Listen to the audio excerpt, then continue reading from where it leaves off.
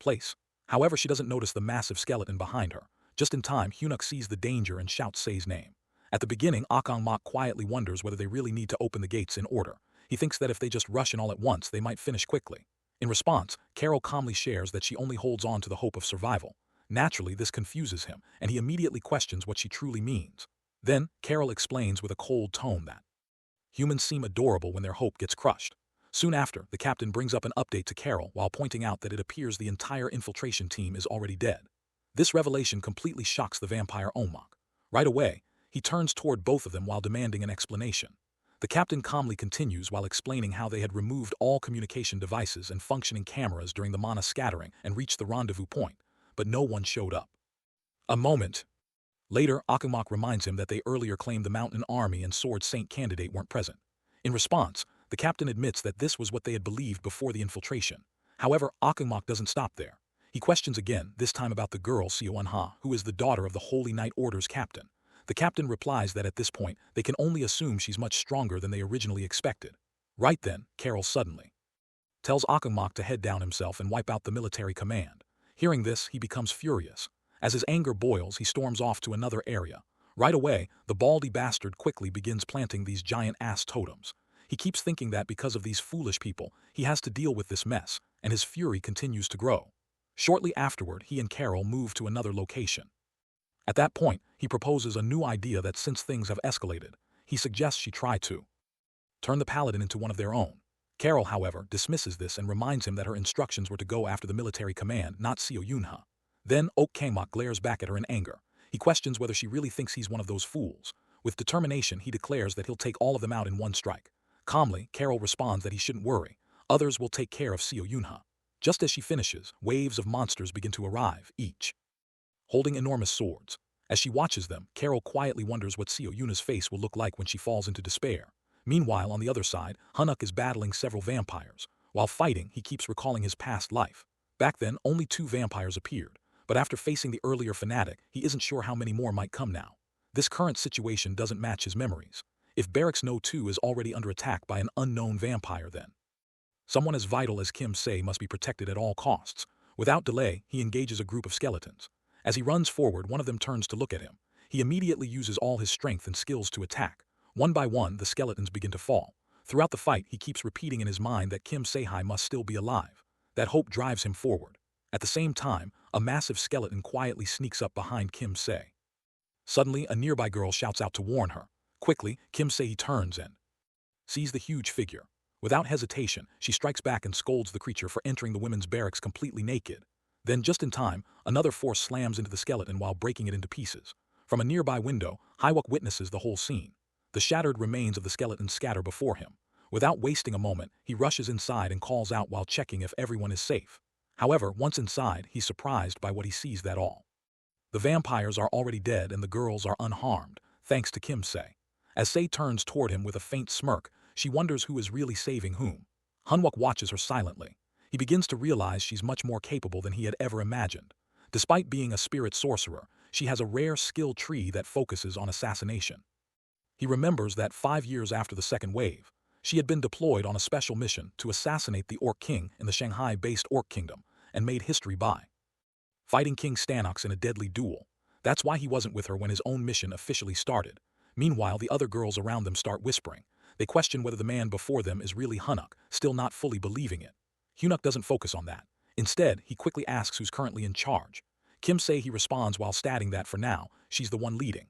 Suddenly, another girl bursts in from a nearby room and announces that the armory has been opened.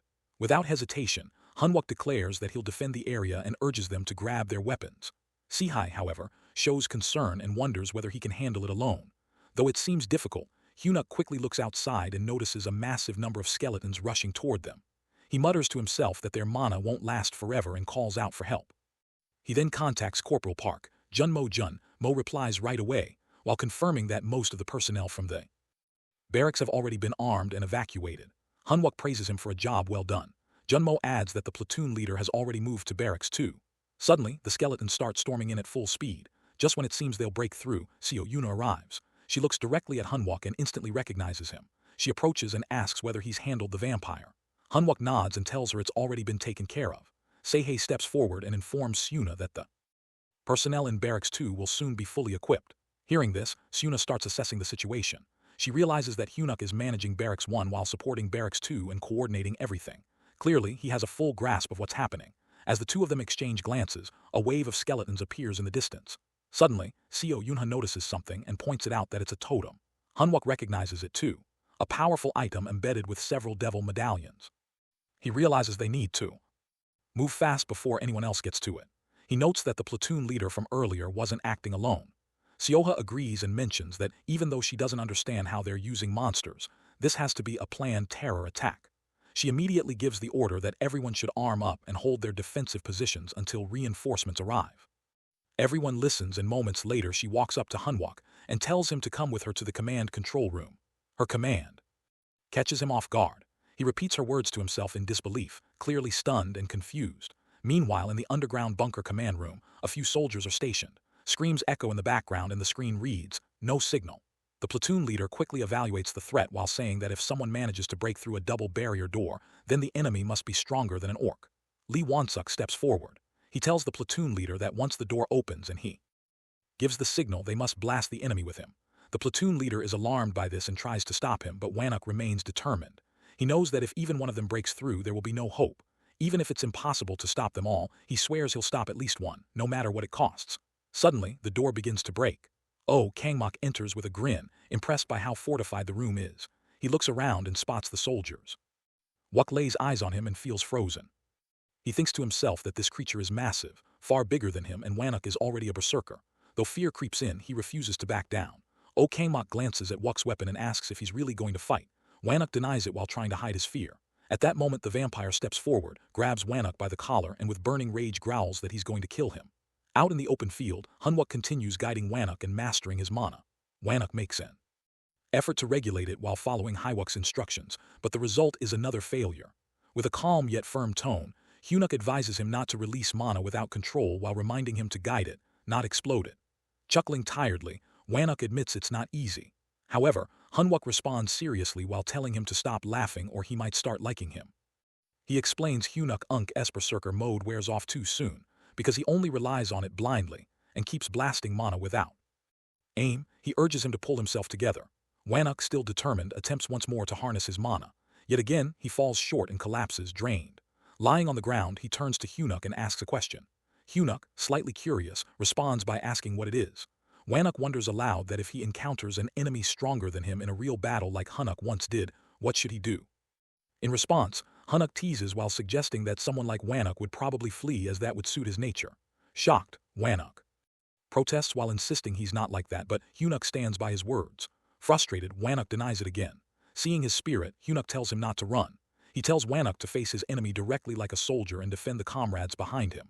In that moment, Wanuk is brought back to the present while facing a vampire in real time. He had been recalling Hanuk Unk's lesson. Filled with fear, he still whispers to himself that he can't retreat now. Wanuk launches his attack while declaring his intent to end the vampire. He quickly orders Lai Minhai, a wizard, to transport them elsewhere using magic. Obeying, Minhai conjures a teleportation portal and Wansuk drags the vampire through it. They reappear at a different location. The vampire, confused, questions the sudden change.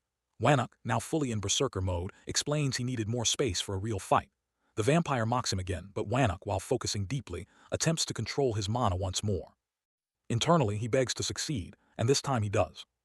Realizing his success, he notes that he can now sustain the second level of berserker body strengthening, just like Hanwuk had taught him. As the battle escalates, Wansuk and the vampire clash with full force. Meanwhile, underground in a hidden bunker, Hanwuk and Seo Yunha rush through the corridors while preparing to face more vampires.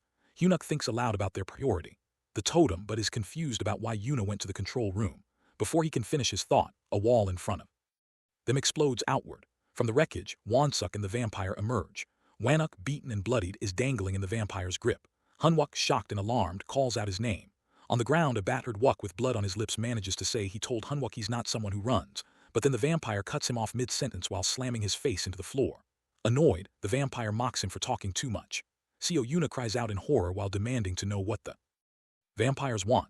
Hyunuk, his expression hardening, turns to Iha. He politely asks her to proceed to the control room. He instructs her to locate the totem and quickly organize forces to remove it. As for him, he says he will stay behind and take down the vampire. Yuna is stunned by his seriousness.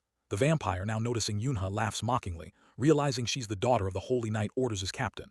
He's thrilled while saying she saved him the trouble of tracking her down. Yuna nods too. Hyunuk, saying she'll follow his plan but tells him firmly not to die in order. Once she departs, Hunwook looks at Wanuk lying on the ground. He admits he never liked Wanuk's brute force approach. Still, even someone like him gave his all simply because of one thing Hunwook once told him. Feeling the weight of that, Hunwook decides that if he has any pride, he must fight now, no matter what it costs. The vampire scoffs at Hyunuk's resolve while calling him crazy. As the vampire charges, Hunwook moves swiftly while dodging low and positioning himself behind him. Caught off guard, the vampire turns just as Hunwook releases a barrage of magical arrows into his back. Wasting no time, Hunwook grabs his weapon and strikes. However, the vampire suddenly activates his armor steel stakes, the indomitable steel body. With his transformation complete, his body becomes nearly invincible. Hyunuk Unk's weapon barely leaves a scratch. Mocking Hywook's efforts, the vampire calls him out for having only cheap tricks. He taunts him about revenge before landing a powerful punch. Hyunuk is sent flying but lands firmly on his feet. Looking toward Wanuk again, he becomes momentarily distracted. The vampire reappears behind him while attacking suddenly. Hunwook dodges, barely avoiding serious harm. The vampire questions if he plans to just dodge forever while calling him a coward. He unleashes relentless strikes, but Hyunwook continues evading. Eventually, Hyunuk blocks a heavy blow and counters, though it's effortlessly. Stopped, the vampire taunts again while saying, "Holy weapons won't kill him." As he continues mocking, suddenly, a sound stops him. He stiffens in surprise and confusion. Hyunuk, now confident, tells him that a few weapons alone aren't enough. That's why he brought him here. They've arrived at the armory, the site of the indestructible roaring torrent rush. Behind Hyunuk, countless weapons line the walls, ready to be launched with a single spell. The vampire's eyes widen in disbelief. Hyunuk faces him directly, ready for the final clash. He says to himself that it's time to end this, whether he dies or wins. As the skeleton army storms into the command room, chaos spreads quickly. While struggling to hold them back, Lieutenant Minhai manages to wipe out a few of them with force, but he reaches his breaking point. Time is slipping away, so he urges the others to act fast. He instructs the comms officers to fix the network and tells the rest to get ready for a full-on counterattack. Everyone rushes into position while doing whatever they can to block the skeletons from breaking in. But eventually, Minhai collapses to the floor, completely drained. Just as one skeleton closes in on him, ready to strike, he gives a last effort and tells the soldiers to fire. However, right then, Seo Yuna shows up and takes the skeleton down before it can land a blow. She checks on him and Minhai's face lights up, clearly relieved. He lets her know that for now, they've managed to push back all the enemies inside the command room. He also expresses his gratitude while pointing out that if they had lost the command room, things would have turned deadly for them all. Moments later, one of the soldiers notifies the platoon leader that they finally reconnected to the emergency channel with the 3rd Battalion. Minhai tells him to hurry and ask for backup, but to their shock, the soldier informs him that another gate has opened near the 3rd Battalion too. The room falls into stunned silence. Minnie quickly tells the soldier to try reaching out to the Blue Flower Guild instead. Unfortunately, the soldier reports that multiple gates have opened in their area as well. After that, he instructs them to reach out to the 5th and 6th Battalion. But the soldier informs him that all nearby forces and major guilds have confirmed the same thing, that gates are opening everywhere. Right now, everyone's asking for support from each other, and the situation feels like total chaos, almost like staring into hell itself. Both Seo Yuna and Minhai are left stunned by the news. Then suddenly, a video feed from the 12th emergency transmission flickers to life. The battalion commander appears on screen while speaking from a helicopter and explaining that he's on his way back to base, but it'll take a little time, so he asks for patience. He then checks in while wanting to know the current status. One of the soldiers updates him while explaining that several gates are showing up at once across the camp, and even the major guilds are in crisis, possibly due to outside interference. On top of that, most of the higher-ranking officers and executive members are missing, and there's suspicion that they might have been assassinated. Hearing this, the battalion commander asks if there's anything else worth reporting apart from the current mess. The soldier replies, "That's everything for now." Then the commander brings up the fact that there are 2 platoon leaders present and questions whether there's any possible strategy to turn things around. At that moment, Seo Yunha steps forward and mentions she has something to bring up. He allows her to continue. She admits that while it might seem strange given the current state, she suggests handing over temporary command to Hyunuk. Minhai is completely caught off guard by her words, unsure of what she's thinking. The commander then questions her reasoning and reminds her that she's been openly doubtful and suspicious about Hyunwook's actions up until now. She responds that his unusual choices so far did call for concern, and until now that's how she felt. Meanwhile, deep inside the restricted zone of the 1st Battalion's armory, Hunwook is locked in an intense battle with Kangmok. He calls out his opponent by name while referring to him as the unbreakable O Kangmok and points out that every weapon he's gathered was meant just for him. Kangmok, a bit puzzled, asks how Hunwook knows his name, but Hunwook doesn't stop. He simply challenges him, wanting to find out who falls first, him or Kangmok. It's clear he wants to end this once and for all. Suddenly, all the weapons begin flying toward Kangmok, powered by Hunwook Unk's mana, which slowly keeps dropping. Still, Kangmok looks down on him while finding the attempt weak. He remarks that while Hyen Wook did put in a lot of effort, it's not enough to bring him down. He even dares him to try harder while mocking him to give everything he has. As the pressure builds, Hunwook Unk's mana keeps falling with each weapon strike. Yet Kangmok remains amused, almost enjoying the fight. He keeps taunting Hunwook while saying that every single person who once believed they could beat him with pure power ended up dead. Then, in a final push, Hunwook gathers all his strength and goes for one last blow. But Kangmok doesn't hold back either. He counters with fierce attacks of his own. Still seeing Hunwook as weak, he reminds him that those who once thought they were strong enough to defeat him never survived. With his mana draining rapidly, Hunwook throws his spear with full force, determined to end it, even as his energy nears its limit. Hunwook, while breathing heavily during the fight, asks Kangmok if he's actually enjoying this. Meanwhile, back at the command post, where the battalion commander is still in conversation with Seo Yunha, he opens up about his earlier doubts. After watching Hunwook's actions closely and noticing his strange behavior recently, he had suspected that Hunwook might be part of the Blue Guild sent from another country to bring down AMT as a spy. But now his thoughts have changed. He admits he's sure that Hunwook isn't a spy. In fact, he's been one step ahead in handling every threat so far. From the ED1 Goblin Gate to the sudden chaos at Seoul Station, and even the Red Gate crisis, Hunwook has always been right in the middle while playing a key role in solving each incident. And it's not just about strategy.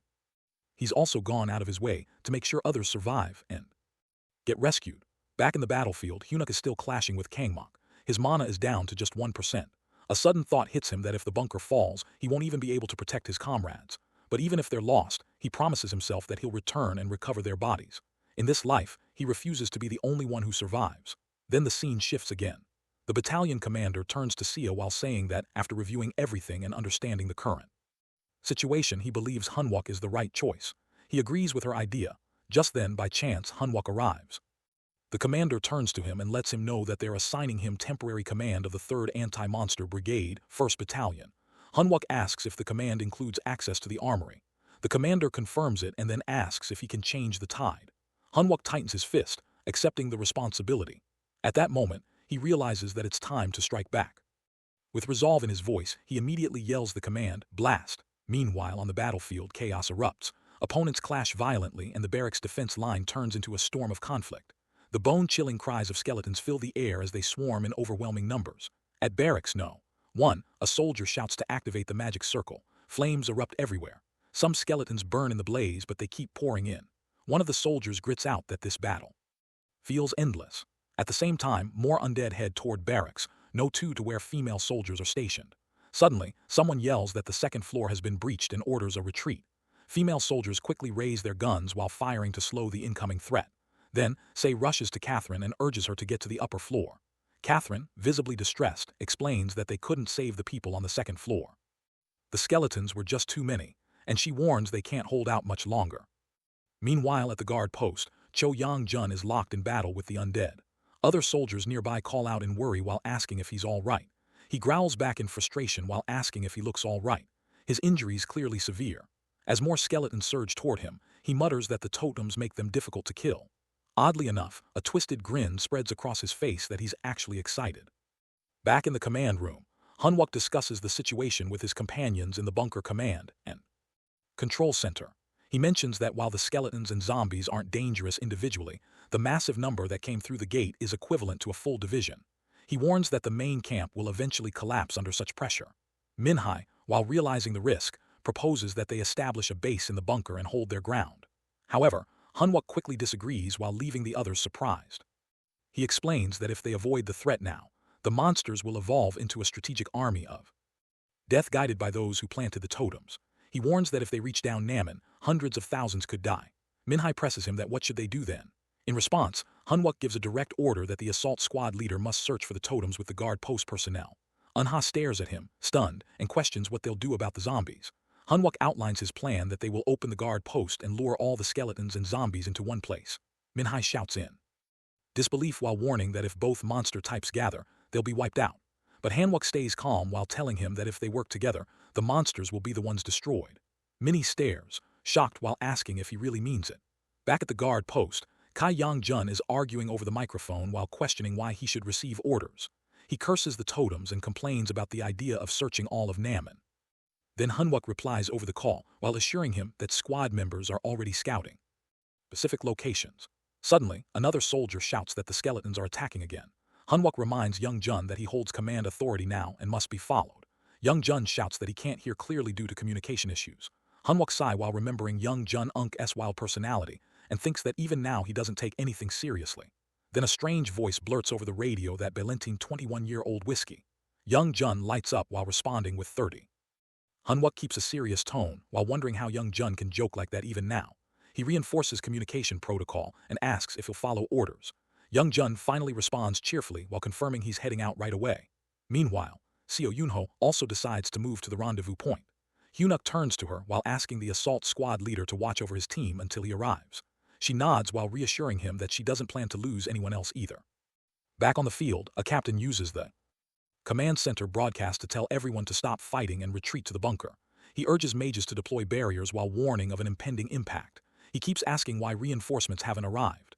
The undead are pushing through the guard post 200M, 100M, 50M from barracks. No. 2. The control room keeps calling for defensive preparation as skeletons and zombies close in. Sahai, while watching the endless wave approach, clenches her fists and wonders if they've lost their minds trying to stop. With just barriers, the control room then gives her a new task to manipulate wind inside the barracks and maintain a speed under 3 ms. Shocked, she questions what the person issuing the order could possibly be thinking. Meanwhile, in the armory of the 3rd Anti-Monster Brigade, Hunwook is observing everything. He wonders aloud who came up with such an idea. While realizing his maximum warp zone is 90M, he's never considered using it to send objects to a specific distant location. A voice calls out that a drone has passed 800M. Hunwook's thoughts race that this person seems to understand his power better than he does. The voice announces that the drone has reached the 1km communication height and is now fixed. Then comes the final call to platoon leader to warp zone at maximum extension, firing first shot. Hunwook prepares as well. On another side of the battlefield, the vampire Carol spots a skeleton. Nearby, soldiers are already engaged in combat. One of them confirming a direct hit and urging Hyunuk not to make a single mistake. Hunwook places a mana tank over his heart. With full determination, he shouts for steel rain. A storm of metal descends, steel weapons raining down on the skeletons while smashing them one by one. The soldiers witnessing the scene are stunned, their eyes wide with disbelief at Hunwook's skills. With unwavering confidence, Hunwook declares that as long as he commands, he won't let anyone die in battle. Carol, while watching the power he unleashes, is speechless, finding it unbelievable. Hunwook continues saving his comrades while vowing that no one will die because of him anymore. While cutting down skeletons with relentless force, the fight begins as suddenly a voice echoes from the command center broadcast. Sihai listens closely, and with a sigh mutters to herself that the guy behind this must be completely insane. Soon after, the voice returns louder and more urgent while instructing everyone to evacuate the injured and eliminate all remaining monsters. It repeats the message firmly while urging the troops to move quickly. Meanwhile, the nearby soldiers hear the command. One of them wonders if Hyunuk is really that powerful.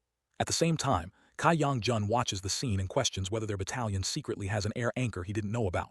Seo Yunho, still shocked by what she's witnessing, responds that she doesn't think Hunuk's rank can explain any of this. Meanwhile, Minhai tries to figure things out. Eventually, she realizes that Hyunuk has used her warp ability and combined it with altitude while turning it into a wide area attack, something beyond even in a rank. She stares at him in disbelief and quietly admits to herself that Hyunuk is the real deal.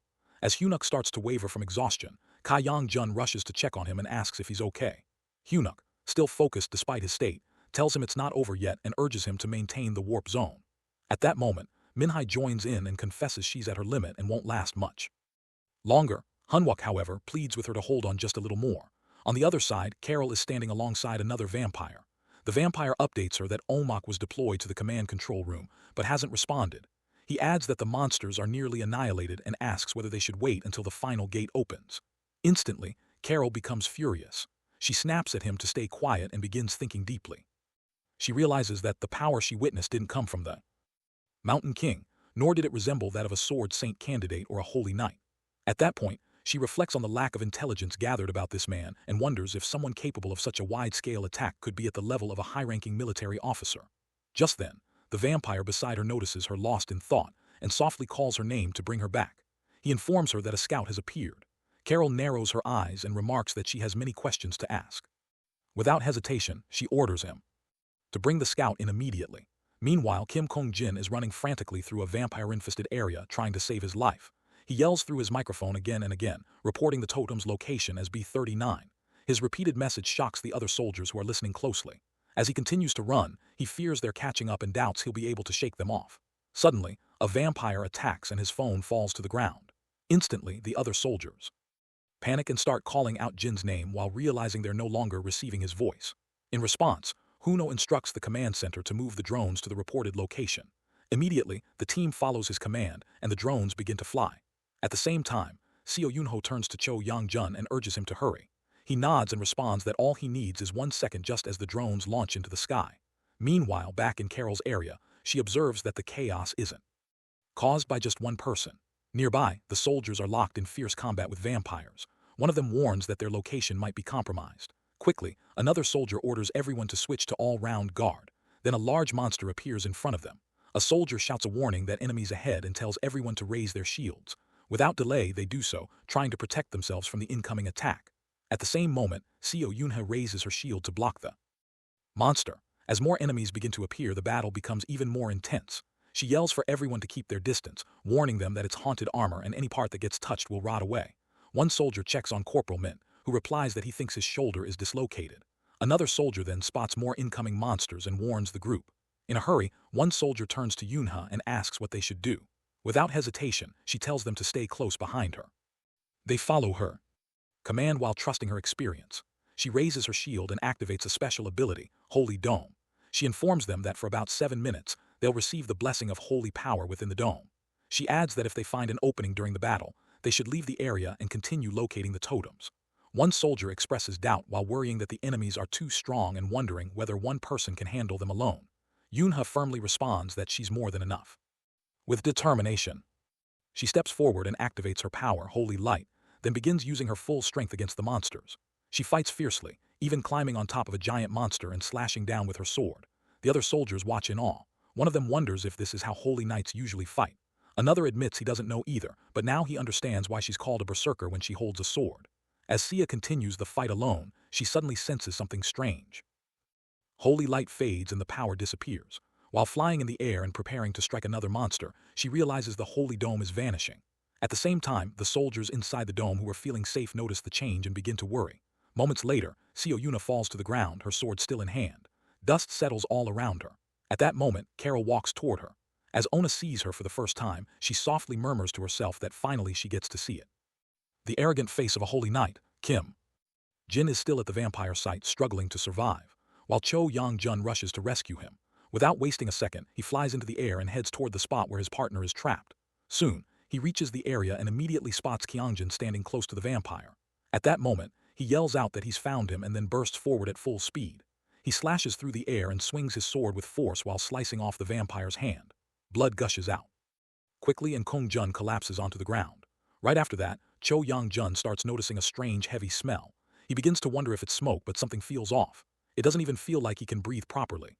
Suddenly, everything around him vanishes into darkness. For a second, his mind drifts away, but immediately after, he pulls himself back and rushes to check on Kim Jin. He shakes him while calling his name and asking if he's all right. He even jokes that if Jin dies, Hanuk won't give him the whiskey he was promised. Just then, a powerful force strikes again from the vampire, but Chang Jun still manages to protect Jin. As he turns back, he mutters that the vampire is too slow. However, another strong blow lands and he stumbles slightly. When he looks again, he realizes the vampire is actually keeping up with his speed. At the same time, the vampire glares at them both in anger. He recognizes Young Jun and notes that from his sword speed and reflexes, it makes sense why the infiltration team was defeated. However, he insists it's all useless, claiming no sword can hurt him. He then offers Young Jun an option, not death, but a chance to join them. The vampire claims that with vampire powers, Kai Yang Jun could rise to the top and become one of the chosen. While speaking, he begins surrounding Young Jun with an eerie force. This, however, only fills Cho Yang Jun with anger. He interrupts and demands to know how the vampire plans to pay for ruining his rank uniform. The vampire finds him foolish and grumbles that talking won't make him understand. Then he whispers something about the soil of Aaron. Suddenly, the ground starts changing beneath them. Strange substances rise from the floor and Yoongjun notices the earth getting mushy. When he turns back again, he sees Kim Jun slowly sinking into the ground. He quickly yells out for him to snap out of it. Observing the scene, the vampire explains that their feet are now trapped, and the more they struggle, the faster the earth pulls them down. Cho Yang-jun becomes frustrated. He wonders what he should do while carrying Kong Jin and still trying to fight. As he mutters this, the vampire overhears and mocks him, asking if those are his final words. Meanwhile, the two of them keep sinking deeper into the mushy soil. Desperately, young Jun attempts to use his skills to break free. Yet, the vampire reminds him that stabbing won't work against him. At that point, both soldiers float helplessly, unable to escape. The vampire takes advantage of the moment and mocks young Jun's exposed back while calling it a weak point for someone known as a sword saint candidate. Hearing that, young Jun murmurs in frustration while realizing that the vampire keeps targeting his back. The vampire grins while explaining that a wound on the back brings shame to a swordsman. He adds that he'll finish this properly and looks toward Kim Jin, who continues to sink. He scoffs at the idea of having considered someone like Kong Jin as a potential recruit. Now he finds the thought embarrassing. Meanwhile, young Jun smirks again and whispers that Kong Jun won't be pulled into this mess. He thanks the vampire for falling into his trap so easily. The insult hits hard. The vampire yells that he's had enough of Yang Jun's bluffing and claims that Cho Yang Jun is just unlucky to be facing him. But Yang Jun isn't shaken. He smirks and questions whether the vampire has ever seen a sword slash at the speed of light. This taunt makes the vampire even angrier. He growls that he's tired of listening to this madness and declares that he doesn't need a lunatic and he just wants young Jun dead. As the vampire attacks, young Jun smiles knowingly. He activates his full power and his body begins glowing with bright yellow light. Then at full speed, he darts toward the vampire and lands a powerful strike. The vampire screams in pain, unable to stop the attack. As the dust settles, young Jun regains his balance while the vampire's body falls into pieces. Blood spreads across the ground, and it's clear that the enemy is finally defeated. Looking down, Cho Yang-jun mumbles to himself that he used a sword without divine power, so the pain must have been worse. Even then, it wasn't enough to fully end it. He knows he must destroy the totem next. Meanwhile, the vampire groans and curses him while calling him a lunatic and accusing him of cheating. Cho Yang-jun grins and mocks the vampire's filthy mouth. He wonders how someone like that held back all this time. Then he casually remarks that there's nothing special. It was just a slice at the speed of light. The vampire, still enraged, barely reacts. At that moment, Cho Yang-jun lifts his sword again and declares that he's going to clean that filthy mouth. Without hesitation, he delivers another strike and finishes the fight for good. Finally, with everything quiet, Cho Yang-jun drops to the ground beside Kim Jin. He breathes heavily and mutters that he's starving. If he boosts his metabolism one more time, he thinks he might actually die. Far away, Carol watches everything unfold from the sky. Carol lets out a chilling laugh, her voice filled with a strange excitement. With her eyes fixed on Sia, she wonders aloud what kind of expression a holy knight would wear while taking their final breath. Just as she prepares to strike, something unexpected happens. Hunwook suddenly appears at the scene. The surprise hits her hard. She's clearly stunned to see him there. Yuna too looks equally shocked by his sudden arrival. Hunwook, while burning with fury, demands to know the location of the soldier she had been chasing. Carol, caught off guard, tries to figure out who this man is, her mind racing with questions. But Hunwook's rage only grows stronger. His voice rises as he demands again that where is his squad member. The soldiers keep battling fiercely against the vampires. Meanwhile, Carol, with a sly grin on her face, remarks to Hunwook that he clearly doesn't understand the danger he's in. Instead of worrying about someone who might already be gone, she points out that he should be more focused on those right in front of him who could die at any second. This makes Hunwook slightly uneasy. Just then, he notices Akangmak coming straight at him with a powerful attack. Arrows begin raining down around him while forcing him to quickly call out to the platoon leader. She simply responds that she already knows. Without hesitation, she charges toward Onmak. And all the soldiers around her watch in complete surprise. While the platoon leader takes on Kangmak, the rest of the soldiers continue clashing with the vampire army. Hunwook stands frozen for a moment, shocked by the intensity of everything happening. A sudden thought hits him that could she be controlling the power. Without wasting time, he grants access and secures authority over it. Shortly after, a notification pops up that Hunwook has now gained master authority over the living armor. At that moment, loud growls echo across the battlefield as the monsters react, and the soldiers are visibly shaken by the scene. Carol notices and reacts, clearly annoyed while muttering that it's him, the one who ruined all her fun. Hunwook, now angry, warns her that if she doesn't return his squad members, he won't hesitate to rip out both her fangs. Seo Yunha is still locked in combat with Onmak. Back on Hunwook's side, Carol taunts him again while questioning if this is all he's got. She mentions how his earlier entrance seemed impressive, especially his area-wide attack, and she had looked forward to what else he could pull off. But stealing accursed armor, that's the best he can do since he can't even use holy power. She wonders what good two haunted pieces of armor will do. At first, Huna quietly agrees that right now he doesn't have much to fight back with. But then he decides to flip the situation.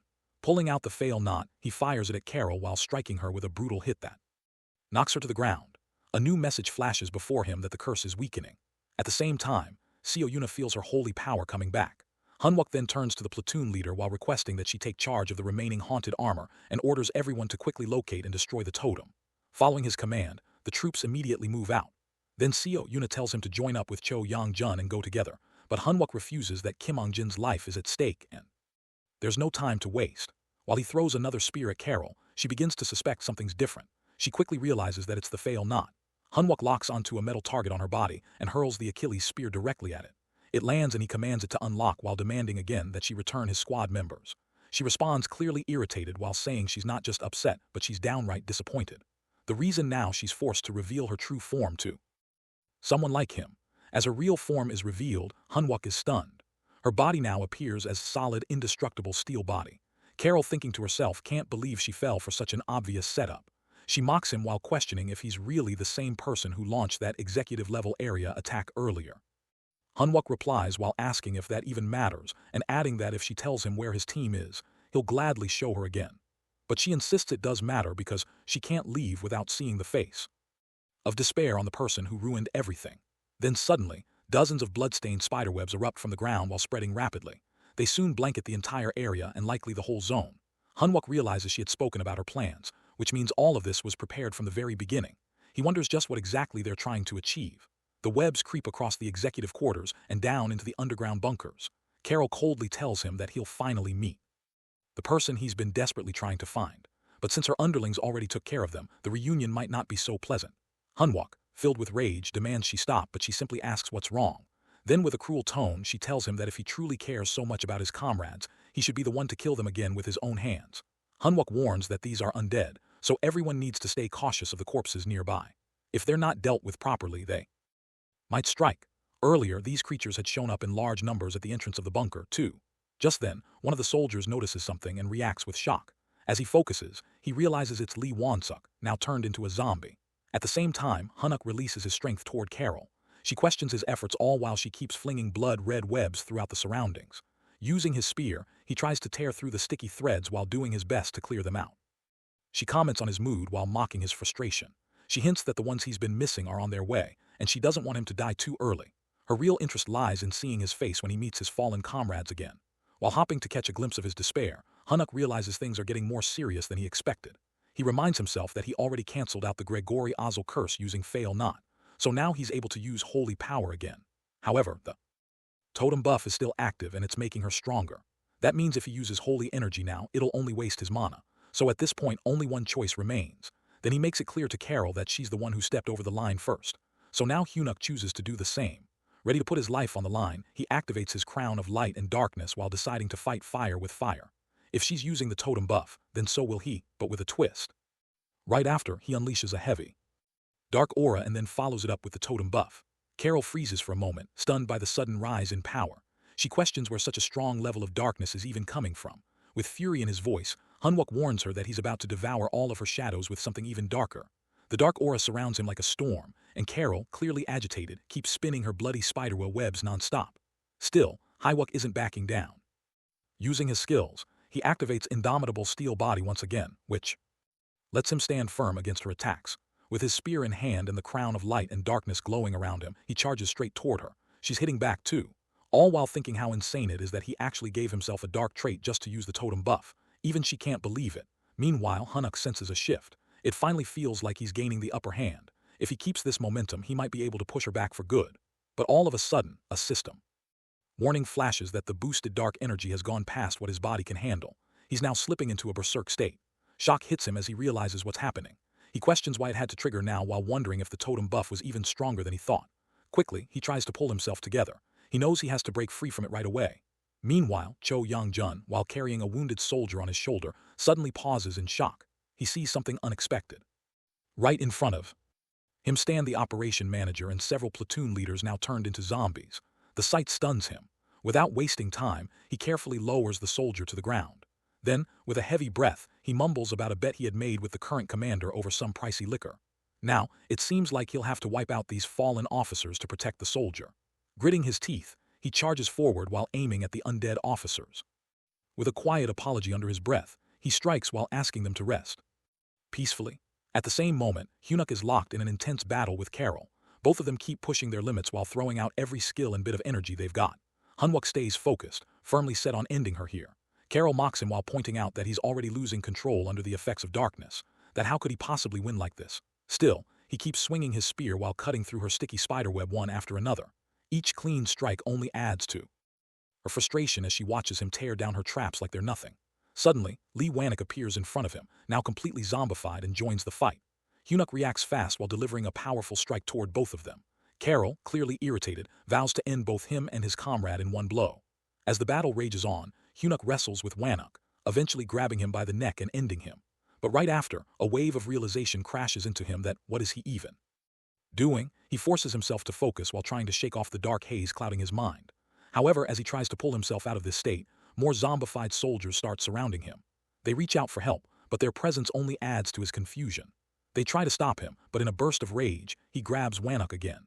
At that moment, a system alert flashes that his fury has surpassed its limit due to the overwhelming dark energy.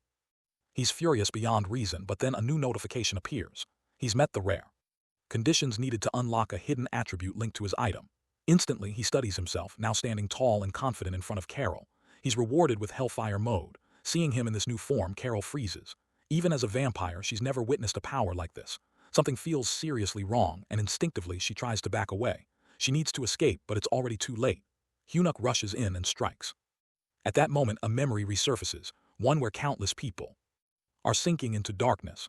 Trying to steady himself, he reminds himself to stay focused. If he lets the shadows drag him in, they will completely devour him. He knows he cannot allow that. With renewed resolve, his presence becomes stronger and more unshakable. Meanwhile, Carol grows furious at his change. With anger flaring in her eyes, she insults him and launches another attack while claiming that she'll rip him apart. Hyunuk, however, swiftly evades her assaults. She keeps striking over and over, but he continues to dodge them with sharp precision. When she attempts to trap him using her spiderweb webs, he burns them all away. Seeing this, she reacts in disbelief, stunned that he could destroy her webs so easily. Without wasting a moment, Hyunuk aims his magical arrow at her and fires. The arrow strikes her not once but twice while causing her to bleed. The impact catches her off guard while she's still in the air and she begins to fall. As she descends, Hanwuk prepares to finish her. Regaining a bit of control midair, she realizes she can't overpower him physically. Elsewhere on the battlefield, Yuno and his team are searching desperately for the totem. He commands his unit to speed up their search while reminding them that Sergeant Choi, platoon leader, and Sergeant Hyunuk are putting their lives at stake. They must do everything in their power to help. Suddenly, one of the soldiers yells out after discovering the totem. Hearing this, Juno quickly gives instructions that everyone is to pull out their holy weapons and set up the C4. He then turns to Anmint and asks if he can hold the shield. Anmint, calm and fearless, affirms that he will endure just like everyone else who is risking everything.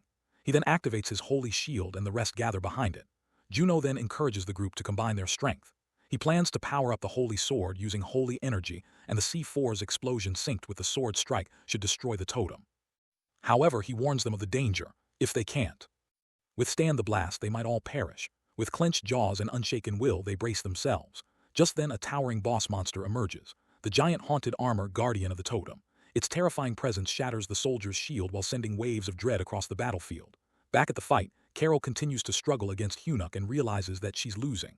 In frustration, she decides there's no other option. They'll have to abandon the buff and smash the totem. If the totem breaks, Hyuk will lose his berserk state too. She believes the giant haunted armor will finish the rest in one blow. Noticing that the monster has already appeared, she retreats and commands it to destroy the totem. While the giant haunted armor begins striking the totem, Hanwuk, still overwhelmed by his berserk state, charges toward Carol. They continue clashing midair while exchanging strikes and dodges. She angrily tells him to stay away, but he throws the fail knot at her with full force. The attack lands while knocking her down to the ground. Hunguk approaches her and pulls out an arrow stuck in his chest. Though wounded, Carol mocks him while claiming he made a foolish choice. She tells him that breaking the totem was his last chance to end his berserk state on his own. Now she believes he will turn into a monster who endlessly seeks death. According to her, his comrades who once tried to save him will give up and attempt to kill him instead. She wonders aloud what expression he'll wear when that time comes. While she keeps taunting him, Hyunuk takes an object from her chest and stabs her again with an arrow. Knowing she's at her end, Carol gives a bitter laugh and remarks that she'll be watching his downfall from hell. But just then, a powerful shockwave sweeps the battlefield. The totem has been destroyed. Hanwuk, while standing tall, answers her with calm confidence. She thinks his comrades will give up on him, but he believes the opposite. They'll risk everything to bring him back, just like he did for them. As Hunwook finally overpowers Carol, her body turns to dust and vanishes into the air. Shortly after, he gazes at the object he retrieved from her chest and consumes it without hesitation.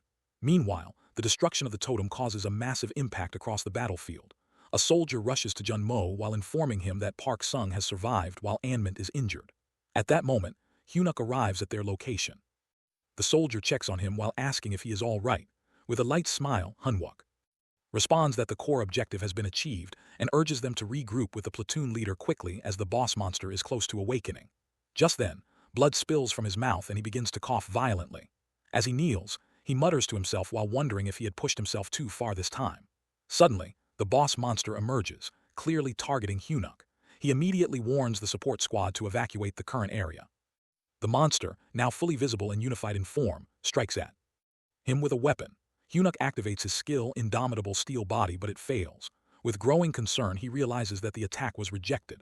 As the strike approaches, he silently admits that he cannot stop it. Jun-mo, filled with fear, shouts his name. Just as the weapon is about to land, it misses entirely while striking the ground beside him. Hunwook opens his eyes in disbelief, shocked to find himself unharmed. Looking up, he sees the battalion commander standing tall, while having subdued the boss monster with the help of his wild beast druid underling. Relief spreads among the soldiers and Jun-mo, grateful for the timely arrival. The battalion commander remarks that thankfully he wasn't too late. Spotting Hyunuk, he mentions having heard about his access to the battalion's arsenal, though he hadn't expected Hyunuk to move the entire thing with him. While Hyunuk eats another item in his hand, the commander observes that the battalion terror incident seems to be over for now and requests a brief report. Hunwook steps forward and salutes, then begins his report.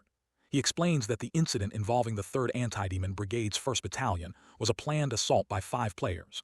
4 were eliminated and 1 was captured. During the mission, most military leaders went missing. The remaining regular troops' casualties must still be assessed, but all remaining monsters should be dealt with soon by battalion forces. Therefore, as of 637 hours, he declares the battalion's anti-terror defense successful. The battalion commander is pleased with the report while expressing that Hyunuk Unk's reports always bring him the kind of news he hopes for. Jun-mo, still uneasy, wonders aloud whether everything is truly over. He points to the sky while nodding that the sun should have risen by now. However, the sky remains dark. Hyunuk then shares news the commander might not want to hear. Shock spreads across the commander's face as Hyunuk continues, while stating that based on the number of gates he observed near Seoul when he took command. It's clear that the battalion terror event and the assembly zone of evil were only the beginning. Their actual objective was to trigger the feared 4th wave, and the starting point is none other than Seoul. A wave of dread passes over the soldiers and the commander upon hearing this. In frustration, the commander realizes the enemy's true motive was different from the start. He orders all personnel to return to base and prepare for reassembly. He instructs Hyunuk to take charge of the preparation. Suddenly, Hyunuk collapses unconscious as his eyes close. The commander and Jun-mo cry out his name in panic while calling him repeatedly. Now the time is in past of Hunwook. Here he is seen teaching soldiers about the villain's next target. Kai Yong-jun raises his hand and asks how Hunwook is so sure that the 5th wave will begin in Singapore. Hunwook replies that it's actually quite simple. The 1st wave struck California, the 2nd Shanghai, the 3rd Berlin, and the 4th Seoul. All these locations share one key factor. The rate of Heil Gate appearances surged 3 months before each wave. It's as if all that energy was gathering to burst at once. Another soldier questions what comes next, even if they know where the wave will start. With limited supplies and equipment, how could they face the villains? Hunwook acknowledges their strength and superior gear. He recalls that during the 4th wave, they managed to stop the enemies from using a mythic-grade item called Mist Lane, a feat made possible only through the sacrifices of many heroes. He names them one by one: Lee Seung-yun, Han Tyson, Cho Jong-cho, Kim Kang-suk, and Steve Marin. He emphasizes that these villains are so powerful because they can trigger a catastrophe like the waves, destroy humanity to earn experience points, and collect reward items to grow even stronger. However, this time things are different. Now that they know the enemy's target, they can prepare instead of reacting. With strong conviction, Hunwook rallies everyone while saying that knowing this alone gives them the reason to act to protect humanity from the villains. Moments later, a mysterious figure arrives at the building. The guards don't recognize him and warn him to raise his hands or be shot. The platoon leader rushes to Hyunuk while asking why he brought in an outsider at such a critical moment. She reminds him that he was told not to do this under any circumstances. Hunwook assures her that the man is trustworthy. Without his efforts and the risks he took to fund them, their survival would have been impossible. He is a comrade no different from them. She reluctantly accepts and leaves.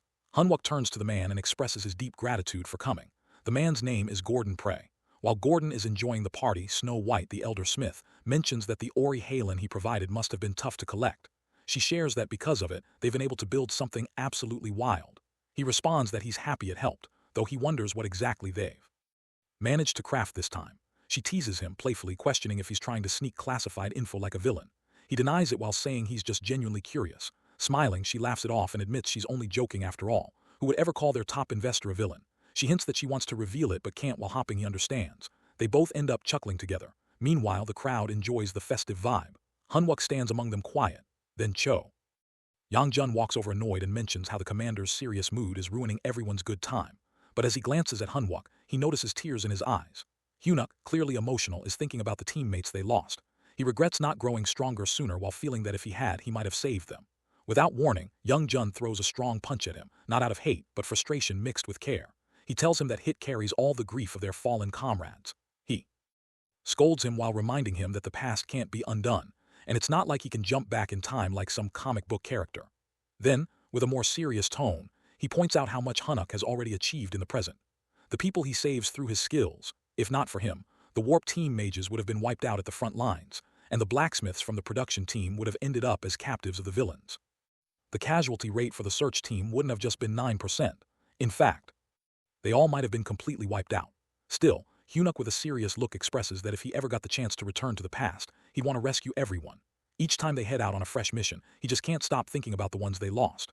In response, Cho Young-jun points out that those fallen comrades already knew the risks when they chose to fight, and so do they. But even then, it's always Hunwook who steps up and saves them again and again. He urges him to stop drowning in guilt and to focus instead on what he can do right now as the team leader. Trying to lighten the mood a bit, he adds that for now, what they can do is enjoy some good drinks. But just then, Seo Yuna shows up while calling him out and warning that their guard team won't tolerate anyone messing around with the team leader. However, he quickly explains that he's just trying to lift his mood. She questions if he can't tell he's ruining the mood, then tells him to go drink that rum he's so fond of. Turning to the others, she tells them to just ignore him. That's just how clear-throated he is. Afterwards, she looks at Hyunuk and checks if he's doing okay. However, he quietly responds that she doesn't need to worry. Surprised, she asks what he means by that. She reminds him that they're his guards and looking after him is literally part of their duty. Meanwhile, the guard team starts dragging Cho Young-jun away, and he yells out that they're being too protective. He warns that if they keep treating Hyunuk like that, he'll turn soft. That gets a big laugh out of everyone nearby. Later on, Gordon Prey is having a chat with Minhai while nodding how close everyone seems. Minhai casually agrees while saying that's just how their group works. Gordon comments that it's nice to see, though a little awkward at times. While everyone's still laughing inside, some workers outside the building are chatting during their break. One complains that the whole shift got thrown off and he was actually looking forward to enjoying a few drinks for the first time in a while. Another replies that at least they've got instant noodles in the latest supply drop so they can grab a cup once they're done. As they're talking, they spot Gordon Prey walking by. One of them asks where he's headed. He answers that his part's over now and tells them they can take it easy too. But as he walks off, a wicked grin spreads across his face, and in his mind he thinks that their roles end today as well. Suddenly, chaos breaks loose. A swarm of monsters and villains burst into the area. Panic spreads instantly. Someone yells that intruders have arrived. Everyone is caught off guard, frozen in confusion as they try to understand what's happening. But in the middle of all the shock, Hunwook's voice cuts through. He shouts for everyone to get into position while snapping them back into focus. Right after, Hyunuk orders his team to get the VIP, Gordon, out of the area first. But then, one of the members informs him that the VIP is missing. That news leaves Hyun completely stunned. Soon after, it becomes clear that Block C is already locked down and Block is also shut off. However, Blocks B and D are totally out of control. Reporters on site mention that the enemies are moving like they're familiar with the entire structure of the building, and at this rate, they won't be able to hold their ground much longer. Taking in the situation, Hyun quickly makes a tough call. He tells everyone to leave the base behind and shift into evacuation mode. He decides to stay behind and buy them some time. Then out of nowhere, one of the villains steps into view. Clearly annoyed by the chaos, he complains about the noise and questions why they had to bring in an entire army while thinking just a few executives could have handled it. He finds the whole thing overkill and even mutters that Hyunuk is seriously creepy. Suddenly, a trumpet sound echoes through the air while catching Hywook's attention. One of the soldiers recognizes it immediately and alerts that it's the necromancer's signal. This means their primary target becomes the source of that trumpet sound. On top of that, other team members start confirming what everyone feared. There are high-ranking villains involved in this attack. The The captain informs everyone that they're facing a full-scale assault from the villain army. Right after that, Hanwuk receives an order for the search team to move together with the warp team toward target number 1. Frustrated, he questions what's going on and demands they return immediately. But at the same time, Cho Yang-jun is already pulling Minhai along while heading straight for the location of the necromancer. He explains that since even villain executives are involved, this is their best shot. If they let it slip, they'll have to wait until the next wave. Seeing the momentum, the captain announces to everyone that this is a real chance. However, Hanuk strongly objects while reminding them they're not ready to activate Mogle yet. But deep down, he knows if things go wrong, people could die and it'll all fall on him. Meanwhile, Minhai tries to resist while saying he's not mentally ready for this. But Young Jun stays firm while telling him they join both the search and warp teams fully aware of the danger. He tells him to stay focused and just do what he can. At the same time, Snow White turns to the captain and mentions that the underground workshop is built strong enough to handle even a meteor strike. The captain reassures her while saying not to worry and adds that it's time to finish things using the wild weapon he designed. Soon after, Young Jun crosses paths with Hunuk and throws a question at him that whether he wants to carry even more regret about the past. That hits hard. Realizing what needs to be done, Hunuk finally gives in and instructs the production team to activate Mogle and brace for impact. Then he gives another command to the search team to protect the warp team. And once the warp circle is up, evacuate the area right away. Without hesitation, everyone follows his orders. Then Hyenwook declares that they're taking down the number 1 target today, the necromancer. With that, the whole team jumps into the battle while launching a fierce attack against the enemy. One by one, they begin to secure all the key areas. Meanwhile, someone approaches Snow White and brings up the earlier issue, asking if she hadn't said the repairs weren't fully finished and if she did it intentionally. She calmly admits it while explaining that she told him because otherwise, Hunuk would have thrown away this once-in-a-lifetime chance just for their sake. Right after, a warning flashes while showing that the metal control has gone past its safe limit. At that moment, Hanwuk realizes the weight of the situation that if he messes up even a little, he might end up hurting his own team with his own hands. But even with that pressure, he locks onto the necromancer and keeps his focus. In his mind, this single attack needs to protect everyone. He can't afford to miss. Then with full resolve, he activates Mle. Instantly, the steel rain meteor strikes down. The necromancer looks up, completely stunned by what's coming. The troops mention that the Mle meteor strike zone projection is finalized. Another one mentions adjusting the calibration before it launches. Meanwhile, Snow White turns to one of her companions and expresses regret for not being a better master, but he responds that being by her side has been an honor. She nods and tells him they're ready and thankful for everything. Then she looks at Hanwuk, asking him to finish what they started. As he moves into action, he uses the combined force of his Mogle and steel rain meteor strike. The massive impact slams the monster into the ground. Right after, a powerful blast takes place while wiping out all the lesser creatures nearby. Quickly after, Hunuk yells out while asking for a status update from each squad. One platoon head responds that the guard unit is still intact and actively engaging the enemies.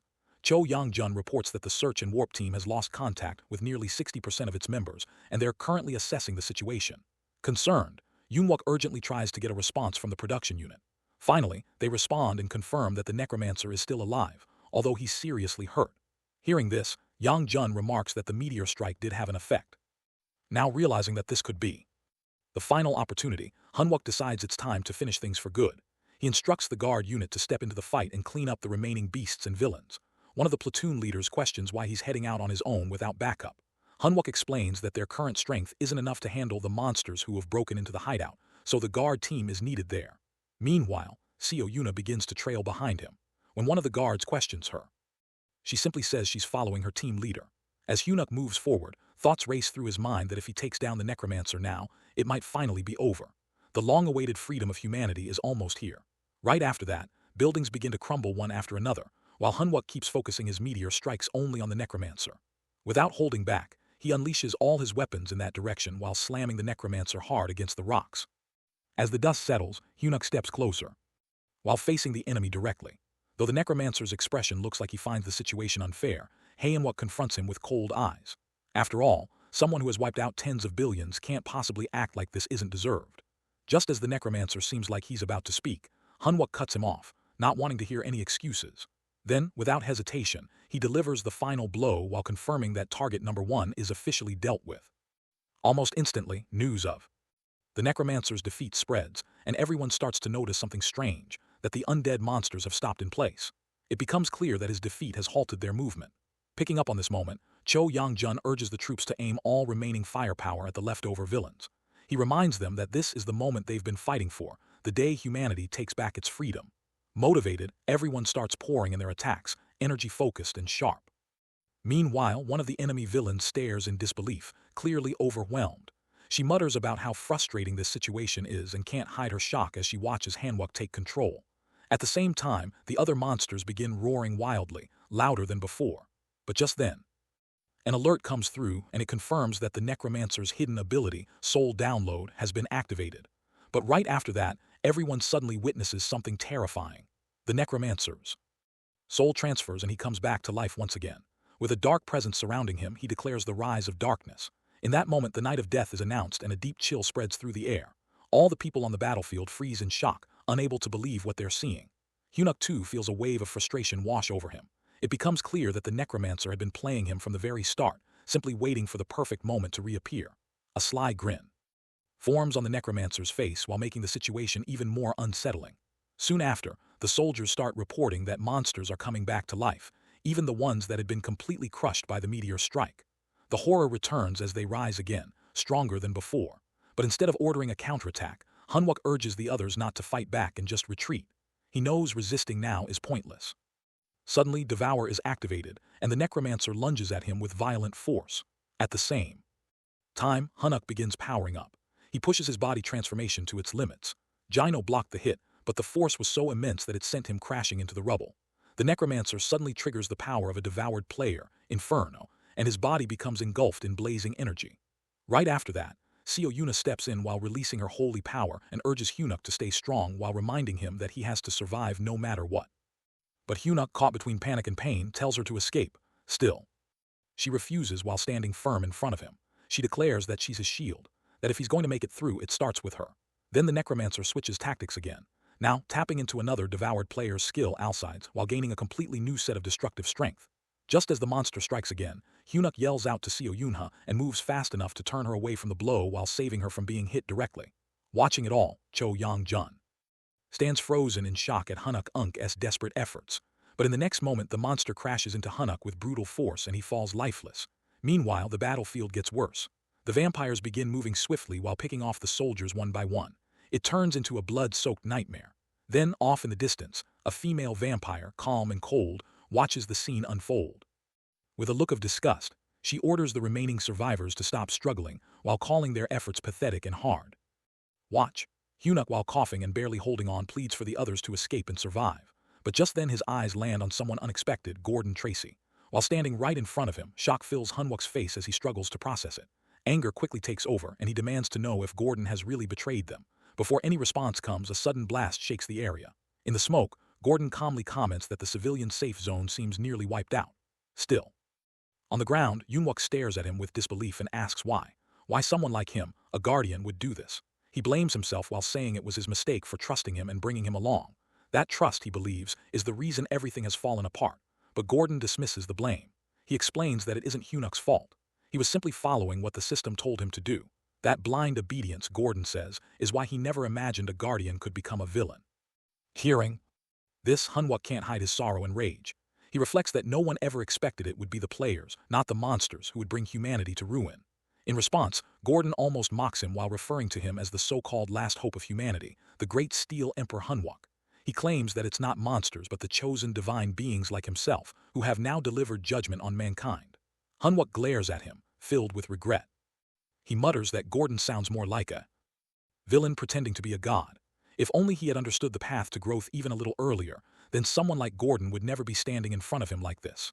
Now at Seoul, every soldier is already stationed when a woman arrives, desperately pleading to be led inside because her daughter is still there.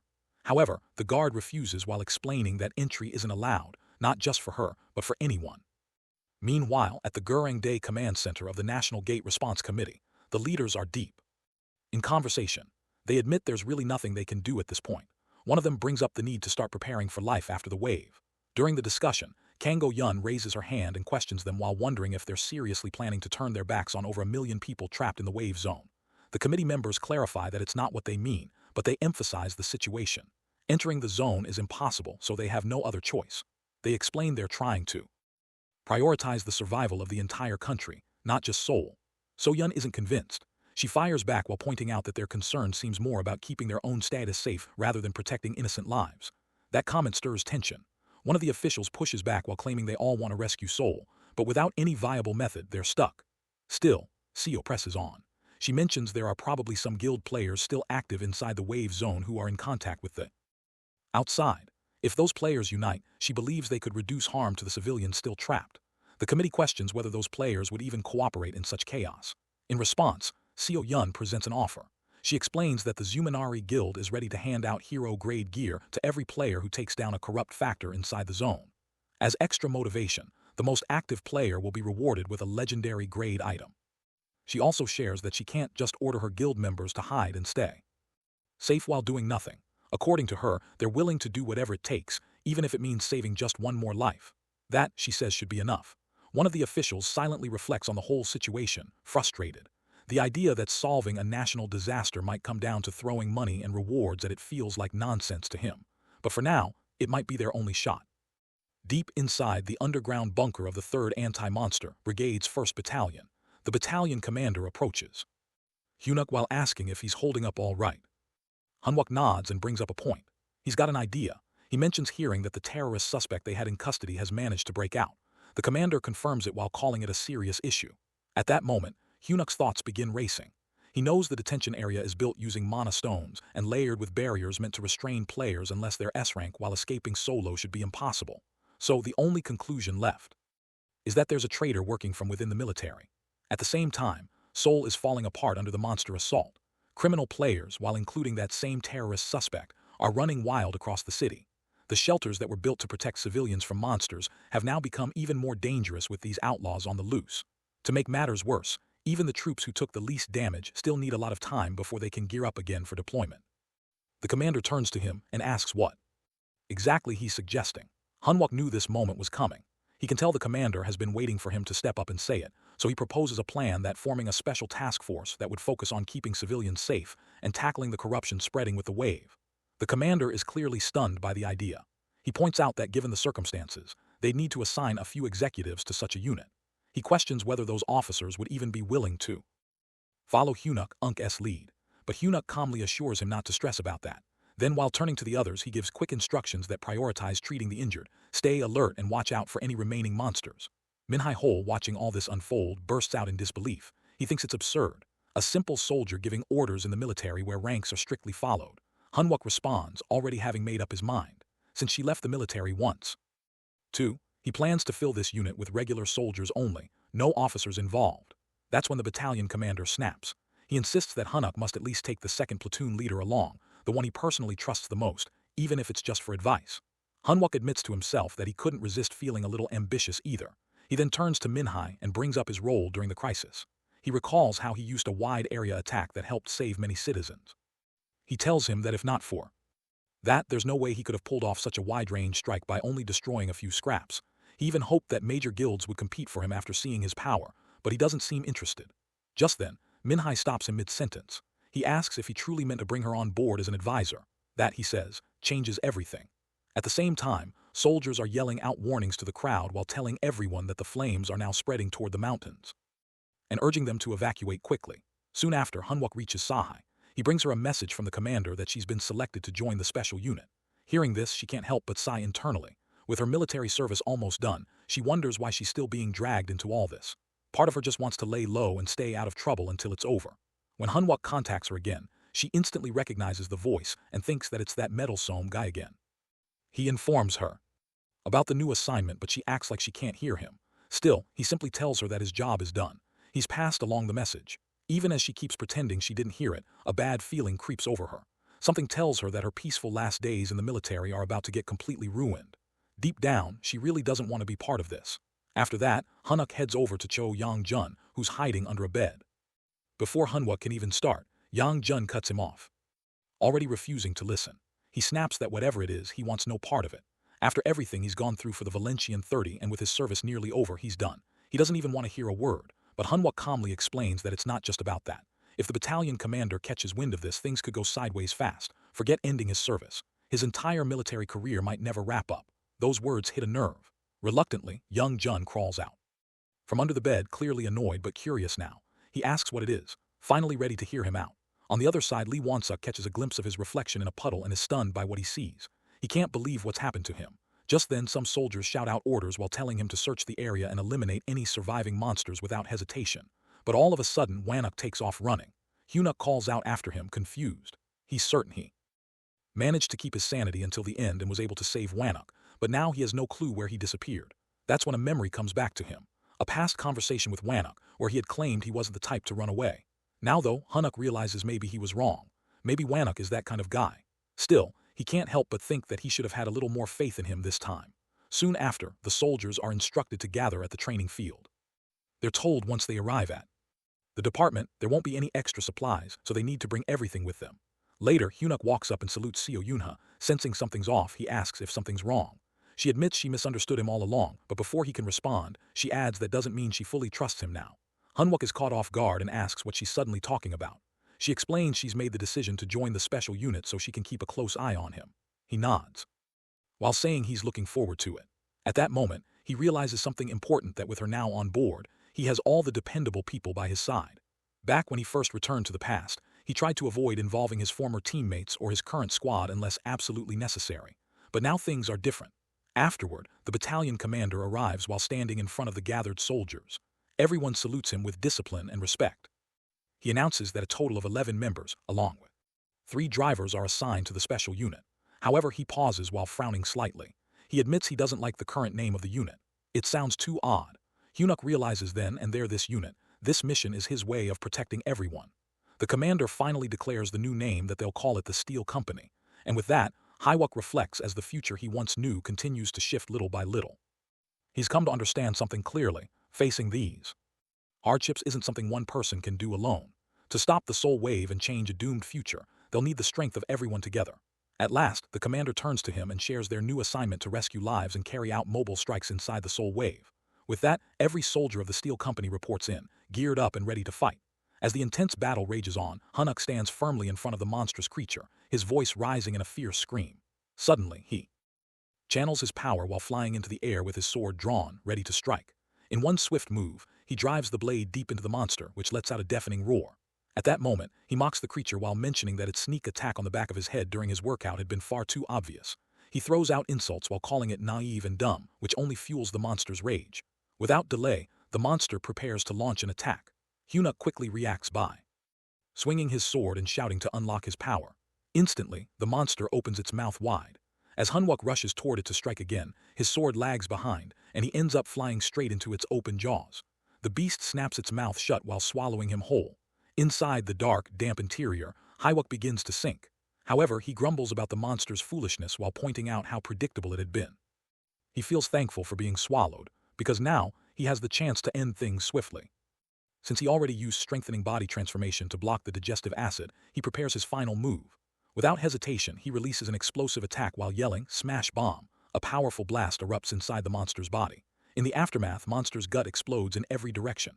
Catching his breath, he notices a golden card in his hand. He thinks the terrible breath had been worth enduring for this reward. With a smug look, he lets flames flicker from his hand and quietly reassures himself with confidence. Just then, a notification appears in front of him while congratulating him for unlocking a new skill through trade awakening, metal bending. He stares at the message in confusion while trying to understand what this new ability means. Almost immediately, another alert follows while warning that using metal bending disables his hardening skill. Even so, he remains satisfied. He looks at his hand and feels ready while whispering that his preparations for the soul wave are finally complete. Right after that, another message appears while stating he has acquired mana steel. A rush of energy overwhelms him and he shouts with a fierce grin. Looking at the mana-infused item, he mutters that it's been a long time, so now he'll enjoy this feast without holding back. He consumes the power with eagerness. Days later, the National Gate Response Headquarters broadcasts an emergency message. The voice echoes across the city while warning that the gate will cover all of Seoul, and this is not a drill. They repeat the alert so everyone can hear. Meanwhile, skeletons begin pouring into the streets while threatening civilians everywhere. On one road, a lone child sits helplessly, and countless skeletons rush toward him. Suddenly, a vehicle speeds onto the scene. Soldiers jump out and immediately begin firing their weapons at the enemy. One commander yells for the troops to block the street where the monsters are advancing. The child, frozen in fear, watches wide-eyed. Just then, Junmo appears beside him while kneeling and checking on him. The boy brightens up and happily calls him master. Another soldier nearby observes this and mutters in frustration about how Junmo always goes too deep. Meanwhile, someone calls for Kimi. She is seated, focused on her high skill use, and she promptly responds. As the fighting intensifies, Seihei steps forward. She unleashes a massive blast that sends many skeletons flying through the air. The number of enemies begins to fall. Watching this, a civilian murmurs in amazement while wondering just what kind of soldiers these are. Standing tall, Seihei shouts toward her lieutenant. On top of a vehicle, a soldier gives the order to open a warp. At once, the remaining skeletons begin vanishing into the portal. At the same time, Hanwok arrives, floating above. Seihei grumbles that the noisy old man tricked her again. Eventually, all enemies disappear from the area. So he turns to him while reminding him that he promised her a ride on the level-up bus. In return for helping with the assignment, he explains that he had to go ahead to complete his quest while telling her not to worry and to trust him. He assures her that he'll return quickly. However, she grows irritated while pointing out how long it's been. Before she can say more, a sudden shock hits her face. An enormous monster appears out of nowhere and all soldiers freeze in terror. They stare at the creature, overwhelmed by its sheer size. Then the monster opens its mouth and releases a gust of air aimed directly at the troops. From behind it, a wave of skeletons charges forward. At the same time, a soldier notices the same child standing nearby and rushes to protect him. But the enemy numbers are too great. Just as the skeletons are about to strike, Hunuk uses metal bending. He commands everyone to regain focus and return fire. The soldiers immediately follow his orders while launching an organized counterattack with blazing weapons. Seihei joins in again while using her skills to hurl skeletons through the air. She smiles while watching the enemy numbers drop and mutters about the old man showing up late. Then she catches sight of Hanwok again, this time not wearing his uniform.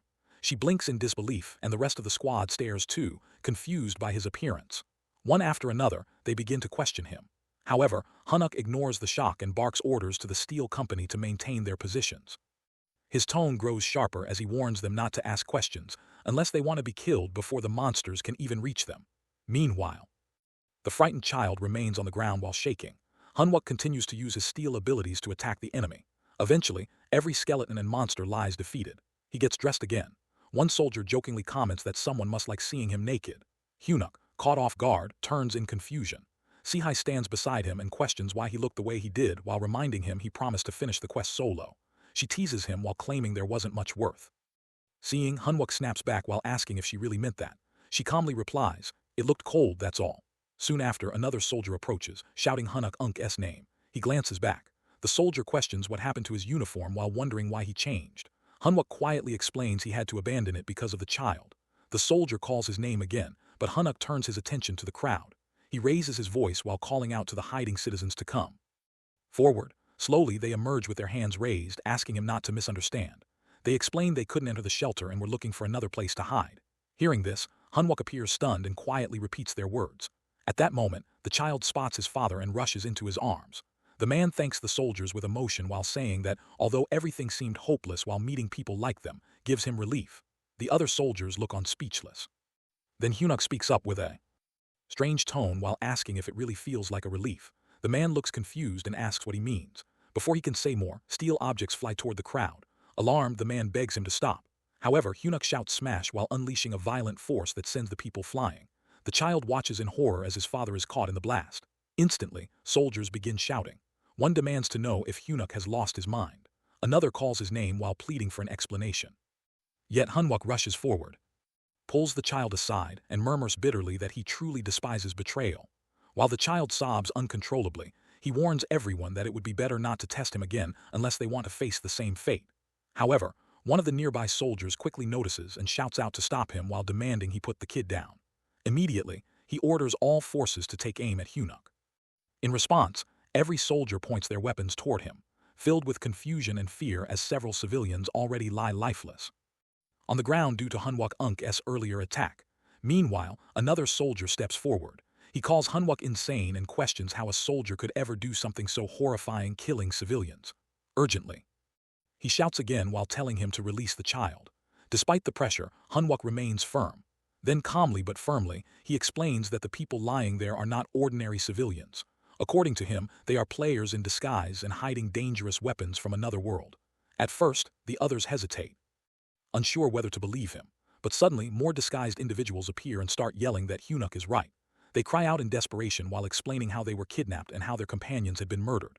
As the chaos unfolds, the soldiers stare silently, overwhelmed by what they're seeing and hearing. Then Hunuk turns to the child in his grasp and commands him to stop pretending. He addresses him by name, Assassin Kim Haku.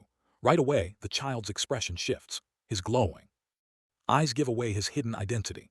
Coldly, he pretends not to remember Hyunuk, but it doesn't fool anyone. Moments later, he drops the act and lunges forward in attack. Enraged, Hunwook responds while declaring that he remembers him clearly while recalling how he already defeated him in a past life. With that, he rushes toward him. Instantly, Kim Haku turns and begins running, desperate to escape. However, Hunwook gives chase, quickly catching up and stuffing a steel item into his mouth before wrapping him tightly in chains. Eventually, Kim Haku begins struggling and yelling while accusing Hunwook of being insane and calling him a torturer for feeding him metal. But Hyunuk, unfazed, responds with a straight face. He claims he eats them often and that one can get hooked on the metallic scent over time.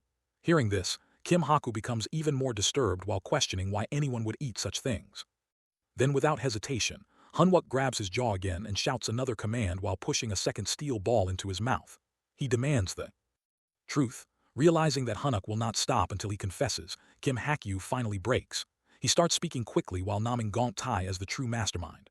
According to him, that man killed all the guards at Dong Damon's shelter, took control of it, and then destroyed it so no one else could enter. Right away, Hyunguk interrupts with intensity while repeating that the shelter had been destroyed. He remembers rumors of a villain, apostate who killed survivors and conducted horrific experiments to gain immense power. In his past life, the man had been a mystery, never showing his face. However, this situation fits that villain's profile perfectly. Kim Haku continues while explaining that some civilians managed to escape because they couldn't endure the cruelty. Their mission, he says, was only to bring those escapees back. He admits that he took the form of a child so no one would get hurt and pleads for Hyunuk to believe him. However, Hunuk once again restrains him while accusing him of having another hidden motive. He insists that the real reason for the kidnapping was to complete his villain quest. He repeats the title assassin villain Kim Haku with sharp intensity. Realizing Hyunuk has figured out everything, Kim Haku begins trembling. Finally, he asks who Hywook really is, but there's no answer, just another command. Immediately after, Hyunuk unleashes his skills while shouting, "Smash and port steel." In an instant, Kim Haku dies on the spot, crushed by the power. Afterward, one soldier walks up and asks, "What happened?" Calmly, Hyunuk explains that the man committed suicide. The soldier blinks in disbelief and questions what kind of threat Gong it must be if someone like Kim Haku would kill himself rather than face him. He wonders whether they should wait for First Lieutenant Seo Yunha and Sergeant Choi Youngjun. However, Hunuk replies that they won't make it in time. According to him, they're busy saving the lieutenant colonel and repairing armor, so it's up to them to proceed. The soldier seems uneasy and asks how. They're supposed to open a destroyed shelter door on their own. Then, with a mysterious grin, Hyunuk reassures him not to worry. He has his own ways. The soldier, unnerved by the creepy expression, mumbles that Hyunuk is making that face again. Shortly after, Hyunuk arrives at Dong Damon's shelter. He stands confidently and loudly declares that the regular army AMT is present. He demands the shelter door be opened immediately while warning that illegal occupation is a serious crime. If the door isn't opened, he threatens to use a master key to force entry. Meanwhile, one of the soldiers quietly notes that this is clearly a bluff. Since the people inside lock themselves away, they must not know the real situation outside. Hyun-wook continues while raising his voice and stating that if there is no response, they'll treat it as an illegal case and force entry. The ones inside still don't realize that the regular army isn't even operating properly anymore. Then suddenly, the shelter door opens. Every soldier gasps. In shock, Hyun-wook's bluff actually worked. A man steps out confused while asking about the situation. With a sly grin, Hyun-wook responds while pretending the door was just too soundproof for them to hear earlier. He reminds them again about the report of illegal occupation. Right then, Gong Tae appears. He protests while stating that their presence is legal and invites them inside to check. He claims the civilians are simply following orders and insists this shelter is a perfect example of how one should operate. Once inside, Hyunuk notices how no one even reacts to his presence. He remarks that it feels like they're all pretending not to notice, as if they're hiding something. This observation causes Gong Igai to stiffen, and he gives Hyun-wook a strange look. Hyun-wook laughs awkwardly while brushing it off as a joke. Eventually, more soldiers gather inside. Gong Ig studies them carefully, then asks if this is the full team that was dispatched or if reinforcements are coming. Hyun-wook turns the question back at him while wondering why he's so curious. He jokes that maybe Gong Tae thinks he could take on the entire team. When the man looks puzzled, Hyun-wook laughs again while saying it was just a joke, unless of course they're criminals. That accusation hits a nerve. Gong Ige bursts out furious and demands to know if this whole thing was just a setup to test him. He accuses Hyun-wook of trying to provoke him. In response, Hanwok doesn't hold back. He snaps that Gong Ige is the real clown, while pointing at the armed players as proof. Without delay, he orders all troops to open fire. Immediately, the soldiers follow orders while opening fire at everyone inside. Hanwok then calls out to Gongtai again while mocking him for not even wearing a guard uniform that fits. As expected, Gongtai transforms into his true monstrous form. With a roar, he grabs Hanwok by the collar and strikes him hard. After attacking him, he leans in and taunts him while asking why he's suddenly silent. But before he can say more, an unexpected counterattack hits him directly while drawing blood. Finally, Hanwok lets out a laugh and declares with absolute confidence that he is steel. Meanwhile, chaos surrounds them as others continue their fight against zombies. Gong Ig suddenly accuses Hanwok while referring to him as a trench monkey and questioning if a soldier really harms ordinary citizens. Hanwok, angered, yells back while questioning what kind of normal civilians Gongtai means. He reminds him that in emergencies, it's the duty of the military to guard innocent people from threats like him. He even reminds him of the slaughter of the gods while asking what kind of act he's putting up now and where the actual civilians are. While Hanwok speaks, Gong It speeds toward him, but Hanwok narrowly dodges the attack while causing the wall behind him to crumble. Quickly reacting, Hanwok launches an arrow, yet Gong Tae catches it barehanded. Hanwok then accuses him of destroying the shelter just to run experiments on live people. Gong Tae, clearly offended, retorts that Hunuk Unk's claims are nonsense. He explains that the shelter had already reached full capacity, yet people kept pushing in more civilians. He blames the guards, stating that if it weren't for them, players like themselves wouldn't have had to worry about starving before the wave even hit. He reminds Hunuk that as a player, too, he should understand while losing someone like them would be a national loss. Hanwok pauses for a moment while recalling someone else once saying something similar. Gaunt continues while insisting that risking their lives every day should earn them better treatment. According to him, everything he did was driven purely by logic. At that moment, Hanwok finds clarity and leaps forward with a clenched fist while saying, it no longer matters if Gongtai is an apostate. He'll defeat him either way. But Gongtai easily halts the punch, lifts Hunuk in the air, and coldly warns him to know his place. He grabs Hanwok with both hands, spins him downward, and slams him onto the ground with full force. Being a creature made of stone, the impact is crushing. Yet Hanwok refuses to be defeated. He rises while using his ability, metal bending.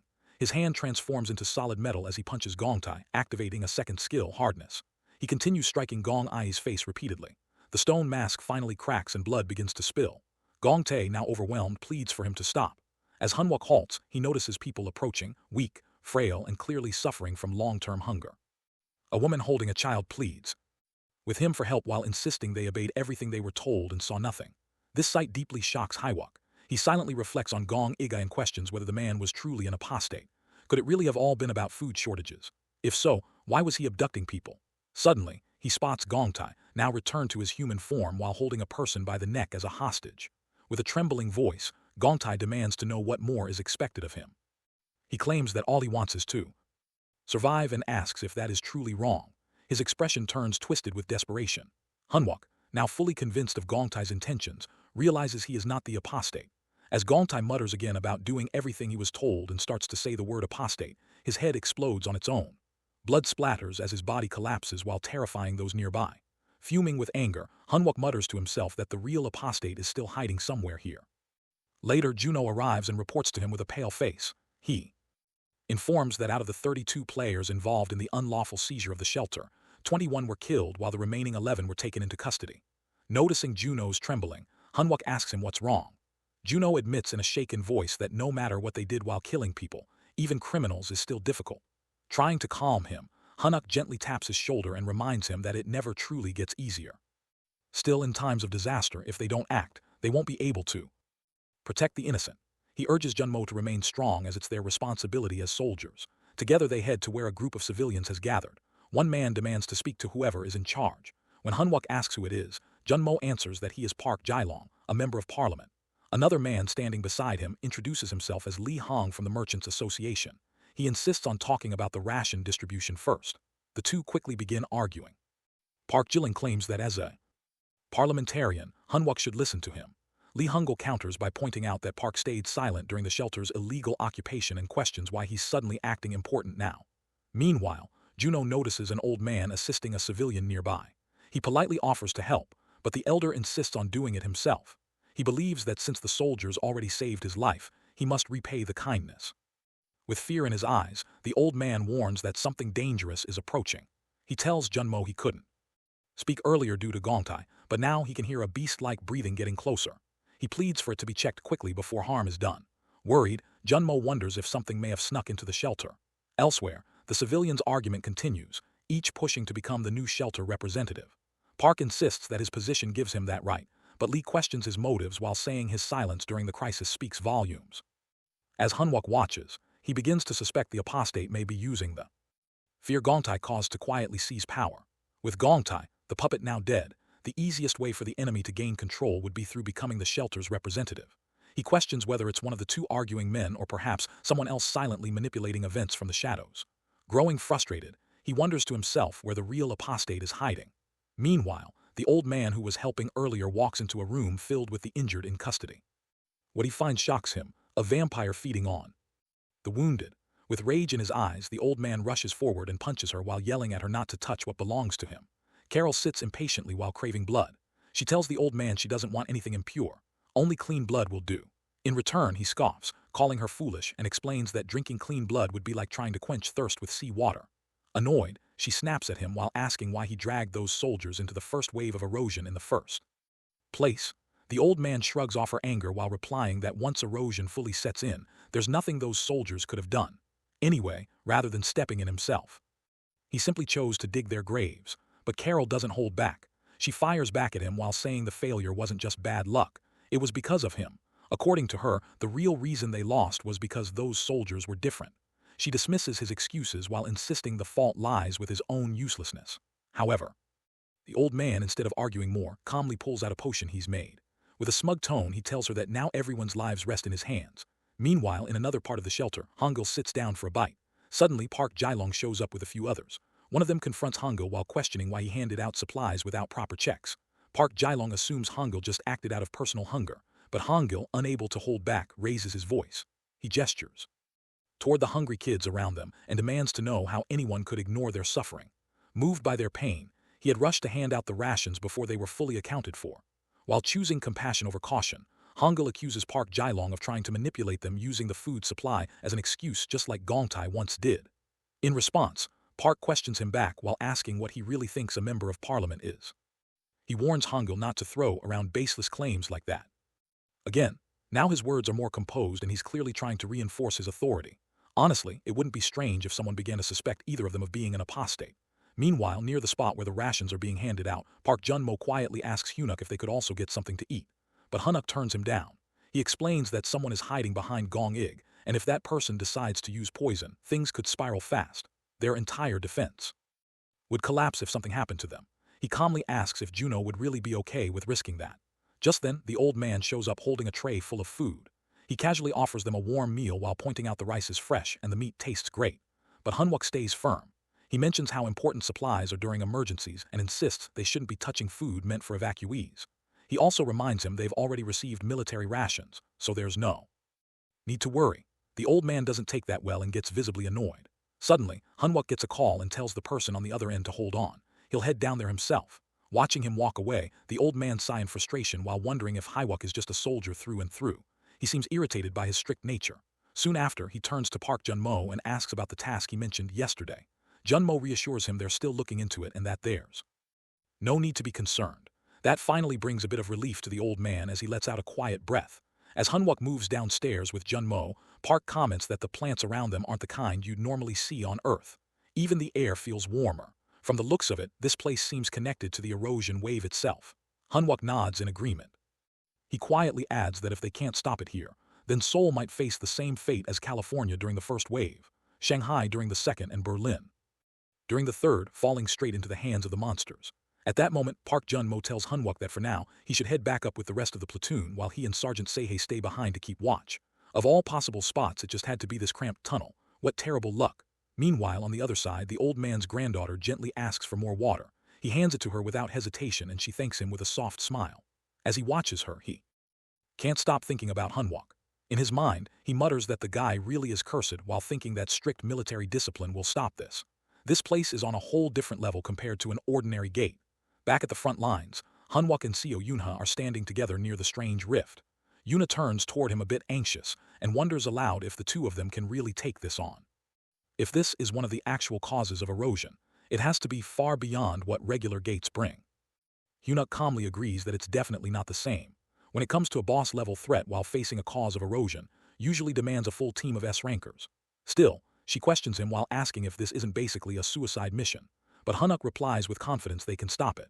Back in the past, Park Juno joins the conversation and checks if the situation is truly that bad. But Hyunwook shakes his head and explains with a small smirk that in fact this might be good luck for them because this time the ones stuck with misfortune are the monsters. The monsters let out loud while threatening growls as they closed in. In the middle of the tension, Hyunuk turns to Sei and explains that since the creatures have made their nest in this tunnel, they've got only one route to come through. That means their job is simple. They just need to guard this passage. Sehai doesn't hesitate. She rushes forward with force while activating her skill and lands a solid, powerful punch on the nearest monster. But Hyunuk, while raising his voice over the chaos, tells him to begin pulling back slowly. Still, he quickly adds that it's not a retreat. They're just being pushed back for now. More monsters start to pour in and it becomes clear that they're erosion beasts, creatures deeply affected by the corrupted surroundings. But Hyunwook knows their weakness. As soon as they move outside the eroded area, their defense drops sharply. Without wasting time, Hyunwook calls out to Sehai while letting her know he's going to spin the marbles. And in the meantime, she should compress the wind to boost its speed as much as she can. The goal is to take out all the monsters in one strike. With his resolve hardened, Hyunuk stands firm, completely focused on wiping them out. Not far behind him, Park Juno also keeps up while landing clean hits. This time, the cause of erosion actually turns into a small advantage. But still, if they fail to stop the monsters right at the entrance, everything could fall apart. They have no choice. They must hold this position. Meanwhile, elsewhere in the corridor, Hungul stumbles in pain while clutching his stomach. Something's wrong. Then all of a sudden, his body begins to shift. His form warps and his teeth grow large and sharp.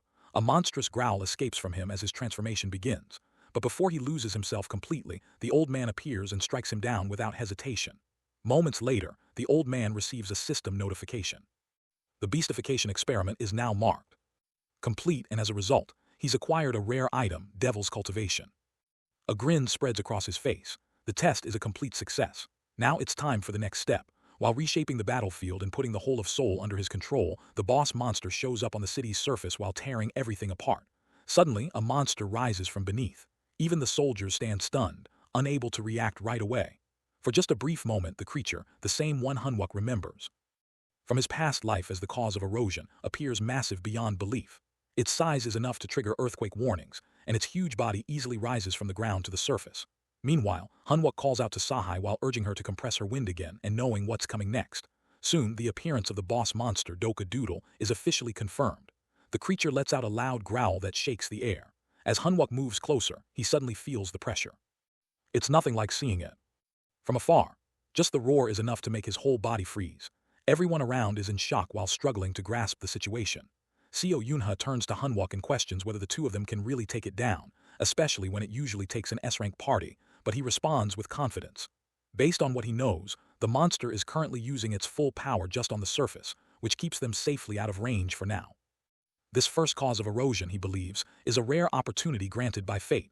With no time to waste, he tells her she'll have to give it everything she has, every bit of mana. If she can create the strongest wind possible, they might have a real chance. Their only hope is to wear down its head. If they manage that, everything could be over. After that, Hyunwook signals her to strike, and they both throw themselves into an intense battle with the boss monster. Meanwhile, the old man quietly observes the fight from a distance while standing beside Carol. With a twisted grin, he comments on the situation while mentioning that the boss of the cause of erosion has finally shown up. He shows a cold interest in watching how miserably the soldiers are falling. Carol, confused and frustrated, questions his motives. She reminds him he once mentioned everything would end once the boss appeared, so she doesn't understand why he's heading back for another look. But the old man, in a serious tone, points out the flaw that led to their downfall in the past. According to him, they were wiped out because they ignored the finer details. Their belief that nothing below S-rank could harm them made them careless, and that blind confidence got them all wiped out. He admits he doesn't share that naive belief and coldly tells her to stay quiet and follow him. Elsewhere in the shelter, a soldier approaches and curses Jinwoo. He remembers his past conversation to raid the cause of erosion. Hyunwook nods while confirming it. The soldier responds in disbelief while reminding him that this isn't just a red gate. It's a whole cause of erosion, a threat on a completely different level. But Hyunwook calmly explains that's exactly why he sees this as a rare stroke of luck. The monster has appeared in a tight, narrow tunnel and one that commands both wind and water. That kind of situation almost never happens. He mentions that before the monster makes it to the surface, it won't be able to unleash its full strength. That's why they have a small window. He asks the soldier to place his trust in them and to focus on something else instead. Curious, the soldier asks what exactly he wants him to do. Hanwok responds while telling him to find the hideout of the man who was secretly manipulating Gong-ig. He explains that if the man was plotting something, he must have had his own space, probably something like a lab. It's likely hidden away, possibly behind a magical barrier or seal. Then the soldier, still unsure, asks what exactly he should look for. Hanwok tells him the main goal is to find an antidote. Based on how Gongtai died, he's convinced a man-based poison was involved.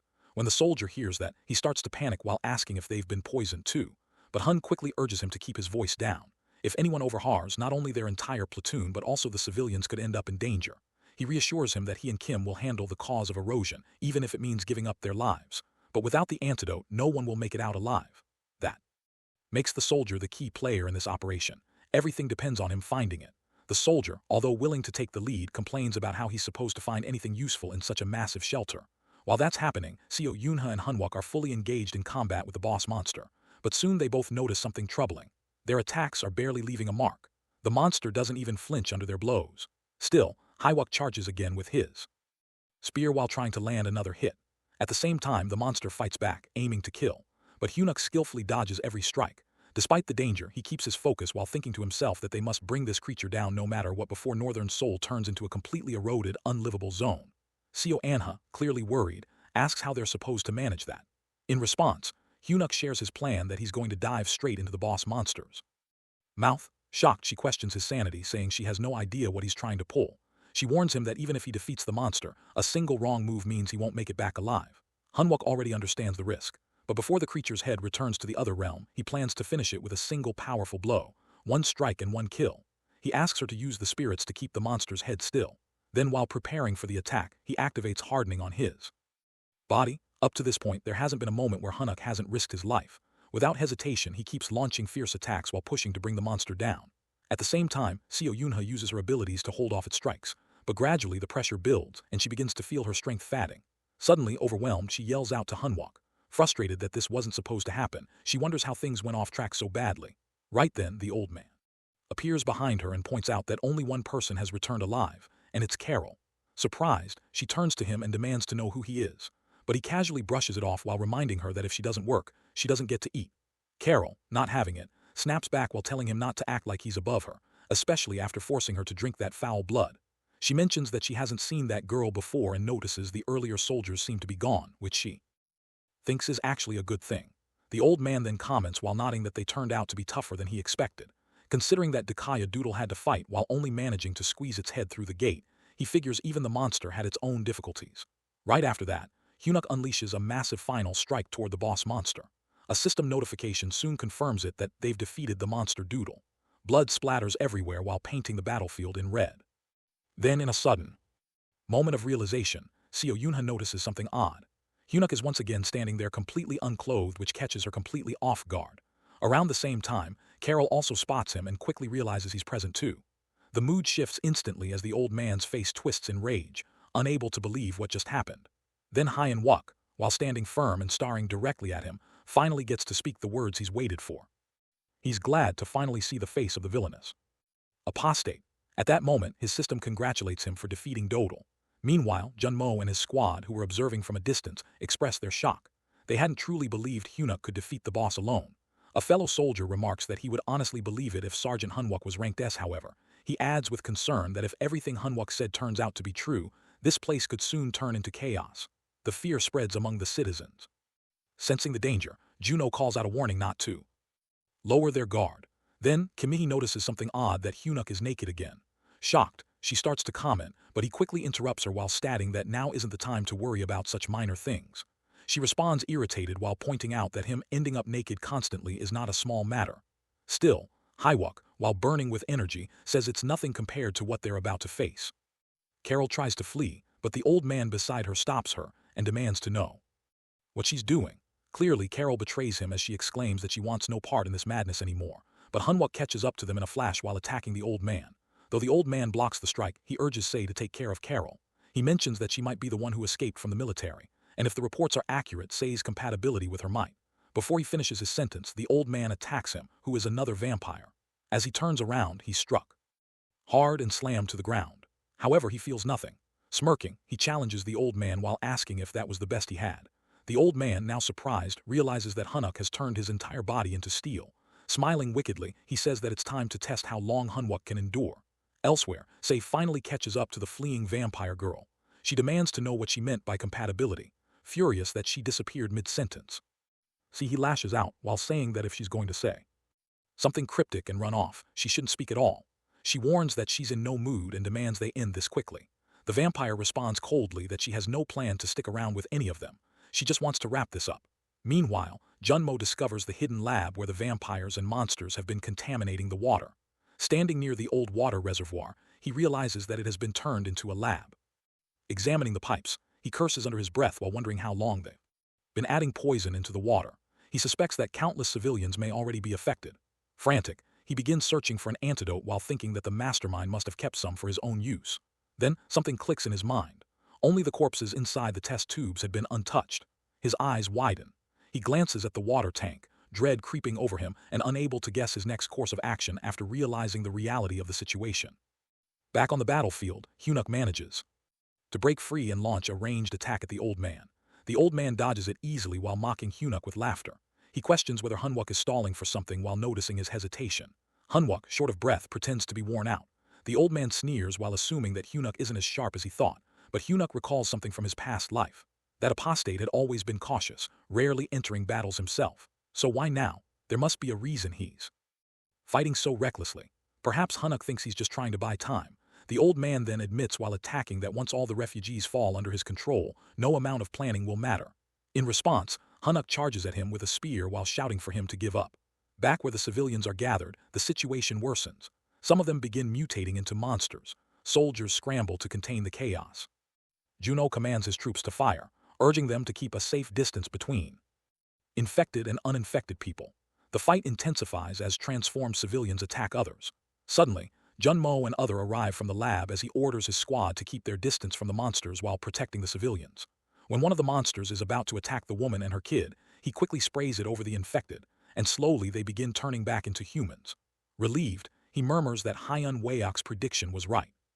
He remembers the conversation where Hunwook insisted that the enemy had likely prepared a large stock of antidote. Though it had sounded absurd at the time, Hunuk had argued that if the poison causes transformation, then the villain would surely prepare a backup in case he lost control. And now it was all proving true. Junmo looks at the tank and realizes that Hunuk had filled it with the antidote all along.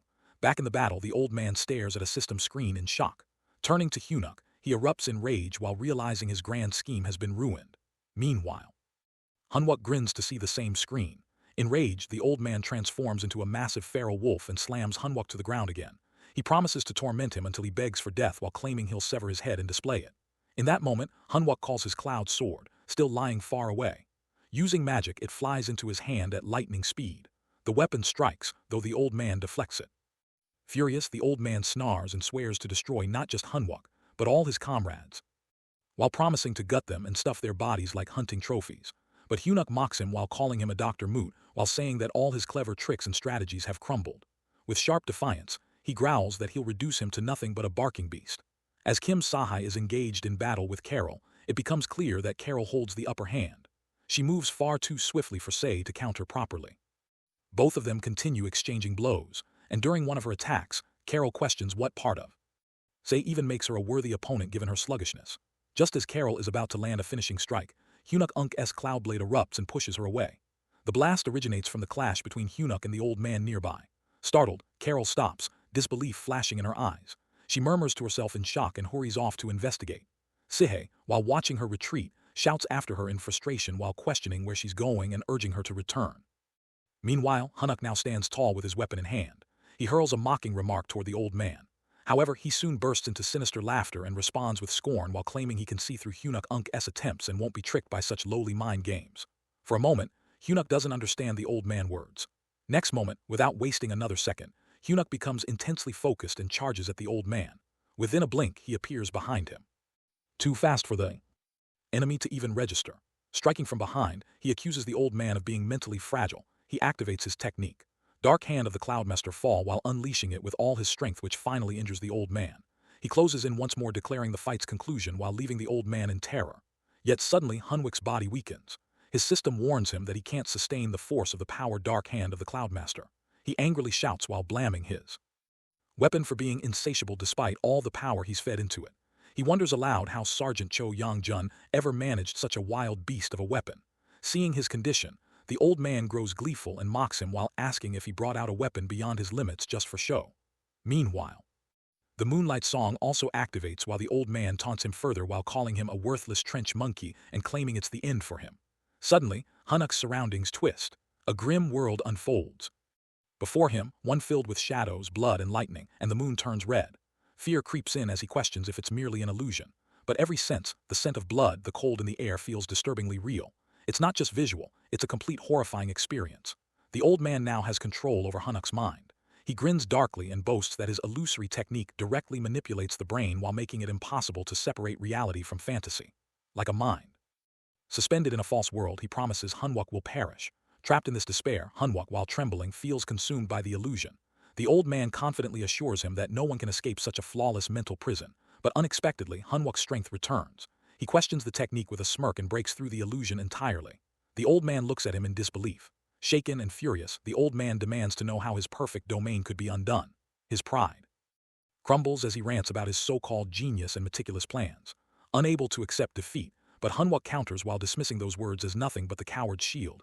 He accuses the old man of hiding behind tricks to stay alive. Enraged, the old man threatens to silence Hunwook's sharp tongue. At that moment, he gets a warning from his system that both of his weapon's attributes are not compatible. Hunwook glances at his stat window and grumbles about its timing. He reflects that if he truly feared death, he would have never chosen to regress. The old man, clearly annoyed, lashes out again while asking if Hunwook really plans to sacrifice himself. He wonders aloud whether Hunwook ever stops to think. However, Hunwook becomes energized by the thought of finishing this once and for all. He laughs while recalling how in his past life, he had planned endlessly to survive, yet everyone still died. According to him, that's all that cowardly planning can ever lead to. To fear death is to be weak. Without hesitation, Hunwook triggers a skill strong enough to kill the old man and himself. Laughing, he tells the old man they'll both fall together. His strike lands and the old man collapses while Hunwook remains standing. He breathes heavily and reflects aloud while calling himself someone who was once a coward, now driven mad. He blames them for turning him into what he's become. Elsewhere, Carol continues running and confirms her suspicions while getting involved with the soldiers was a mistake. She recalls the moment Hunwook launched his suicidal attack and how he had looked back and laughed at her. It leaves her shaken. She wonders if this group is made entirely of maniacs trained for war. Her body weakens rapidly, affected by the tainted blood she consumed earlier. She desperately mutters to herself that she needs fresh blood. Then she spots what appears to be an ordinary human nearby. Thinking they're defenseless, she lunges only for her strike to be stopped. To her shock, the person blocks her effortlessly and counters with a swift blow. The mysterious figure scolds her for attacking from behind and questions her honor. They calmly declare that if she is truly strong, she'll meet her end here. Hunwook gets the notification that the core wave has been crushed. Right after, Park Jun-mo turns to him and questions if everything's really finished. He confirms while saying it's done now and that it's reward time. Right then, the soldiers notice something strange with the experience points. They level up almost instantly. While another soldier happily reaches level 33, one of them wonders aloud if they might reach C rank or even B rank now. Suddenly, a feather appears floating through the air. While they're trying to figure out what it means, a powerful energy begins flooding through their bodies. At that moment, they get another notification. Since some rare conditions have been fulfilled, everyone in the group gets the event buff, Sacred Blessing. After that, Hunwook turns to the soldiers, pointing out that with their current levels, they're already as strong as an AMT squadron commander. From now on, every time they clear out the sources of deterioration in the soul wave, they'll grow faster and stronger than anyone else. He tells them he plans to make each one of them powerful enough to stand as a full battalion by the time the waves end, but he also reminds them to stay alive for that. Meanwhile, Park Juno lowers his head, clearly feeling down. However, Hunwook notices and tells him to lift it. He mentions that they're the same, both struggling to level up, and he shouldn't feel bad about it. He just needs to wait. Hunwook promises to make him stronger than the rest and then asks if he trusts him. Jun-mo quietly responds that he does. Hunwook smiles softly at that. While they're still talking, all of a sudden, a sharp object crashes down from the ceiling. Park Jun-mo shouts about his well-being. Right after, the group begins wondering whether the thing is a steel pillar or some kind of weapon. One of the soldiers comments that it really looked like a sword, but Hunwook steps in and confirms that it definitely is a sword. He then explains that it's not just any ordinary weapon someone can wave around. It's actually the legendary blade that once earned him the title Steel Emperor in his previous life. Back then, he had put everything on the line to collect 13 rare sword pieces. After gathering them, he took them to the skilled blacksmith, Kangihi, who forged them into one powerful weapon, stronger than any While feeling nostalgic, he thinks how it feels like ages since then. Just then, a message pops up while informing him that the weight of the Mogley fragment has been sealed. He walks up to the sword, clearly pleased to see it again. Then he shrinks its size and sees it. Right after, he instructs everyone to wrap things up quickly and get ready to move to the next spot. Time's short and the whole place is packed with valuable magic ore. To him, it might as well be a treasure cave. One of the soldiers wonders how much all of it might be worth. Hunwook responds that the amount could easily buy out an average guild. He tells them to grab a couple of duffel bags and start packing. Later, while moving through the building, Hunwook walks up to Sei and checks on her. She responds that she's fine, that small injuries like hers heal fast. She also brings up something he mentioned earlier about her matchup with the vampire, that he only said it because she was at a disadvantage and should back off. But Huna clarifies that it's actually the opposite. There had been a clear path to victory for her. She's surprised to hear that, while looking at her injuries. He tells her that she might have been thrown off a bit since she'd only fought monsters before this. A duel between players doesn't come down just to rank or matchups. She has a sharp instinct, and he's confident that if she faced the same fight again, she'd instantly get what he meant. Then, while encouraging her to stand up, he urges her to keep going. She quietly tells him she let the enemy go, while figuring that if the vampire hid fast enough, finding her during the disaster would be close to impossible. But Hyenwick reassures her. Before the vampire had a chance to vanish, he had already planted a chip in her. Though he can't pinpoint her exact location, he can still track her general direction. If they start now, they might be able to catch her before the wave ends if she's still alive. Meanwhile, the same hooded figure stands beside Carol, thoughts racing in her mind. She doesn't understand why she wasn't killed earlier, but now that she's still alive, she sees this as his one shot to kill his opponent. He plans to finish her in a single blow. This person questions whether she's actually strong, because if she is, then this is where she falls. Carol, confused, doesn't understand what he means, but there's no time for answers as they suddenly begin clashing. She's completely stunned by what's happening. In a blink, buildings around them are slashed down. It feels impossible that she didn't even see the attack happen. The boy then explains that he had simply spread his sword aura across every possible route she could have taken. But clearly, she's at a level where she couldn't even notice it. He claims that it's her weakness which saves her life, because a real fighter doesn't waste time on someone too weak to fight back. Carol is left in shock while struggling to understand what kind of person she just faced. All she can think is that, where are all these absurd people suddenly coming from? At the same time, inside the National Gate Response Committee's control room, a fresh alert arrives. New intel reveals that corpse golems have been spotted wandering around the Dongjak district. One of the agents immediately points out that this likely means there's a necromancer in the area as well. Soon after, another update comes in that number 13 has made contact with an unidentified player. Also, Magician No. 44 is in Daram Tudong, currently communicating with B-rank player Lee Kalhai. However, all contact has been lost with Magician No. 51, who appears to be under assault. Kang So-yun, while watching the situation unfold, realizes everything's becoming far too scattered. Players are acting alone, each focused only on their own survival. She thinks this chaos can't continue. They need one clear leader to bring everyone together during this wave. Just then, someone from her guild steps forward and informs her of another development. The source of deterioration in Dongdaemun district has been cleared by a group of players. Curious, she asks who did it, while wondering if it was a top-tier guild and who the leader was. The answer surprises her. It was handled by the Namsan Position 3rd Anti-Magic Brigade, 1st Battalion, but specifically a small special team led by an F-rank sergeant. She can't believe it and questions the report. If it's an AMT unit, they're soldiers, and it's just an F-rank sergeant leading them. She stresses how critical reliable intel is in a time like this. But before the moment can escalate further, Kaibek Jun steps in and asks why she's letting anger take over. He explains that with how bad the situation is, it's natural for low-tier groups to be sent in wherever needed. She glances at him, confused. She thought he had already given up on Korea, so his purpose to be here. He calmly explains that he never truly walked away. He just stayed out of battles where there were no good options. One of his guild's elite raid units has just cleared a gate in Hook District and is now restocking supplies. Once they're ready, they'll scout the source of deterioration. He adds that this squad is highly skilled, led by A-rank players with a powerful leader at the center. He believes they'll be able to unite scattered players and help protect the people of Seoul. So he suggests putting faith in their team leader Chu Kyung. Later, where Chuku Kyung is based, a civilian approaches him with trust and desperation. Citizen tells him that the people believe in their strength and are ready to follow their lead. They just ask to be moved to the nearest shelter and promise full cooperation, but Koyang only looks down on them. In his mind, they're useless. His true ability lies in monster control. And to him, these people are just noise. He coldly instructs his team to clean up everything while leaving no loose ends. His message is clear to wipe them out, so there's no one left to talk behind their backs. Some girls are walking together when all of a sudden, one of them brings up a strange noise she thinks she just heard. In response, another girl casually dismisses it while guessing it's probably just a dog howling in the distance. Meanwhile, Jiho stays close to young Huma, who is clearly struggling to breathe. Concerned, Jiho quickly hands her an inhaler and gently tells her to breathe in slowly. She reassures her that once they make it past this point, they'll be able to rest. At that moment, Yang Huang lowers her head in guilt. She quietly apologizes while blaming herself for slowing everyone down. She even suggests they leave her behind so they can hurry. She feels deeply ashamed because of her condition. Jiho, however, hears her words and firmly rejects them. Without hesitation, she tells her there's no way they would ever leave her behind, so she must never say something like that.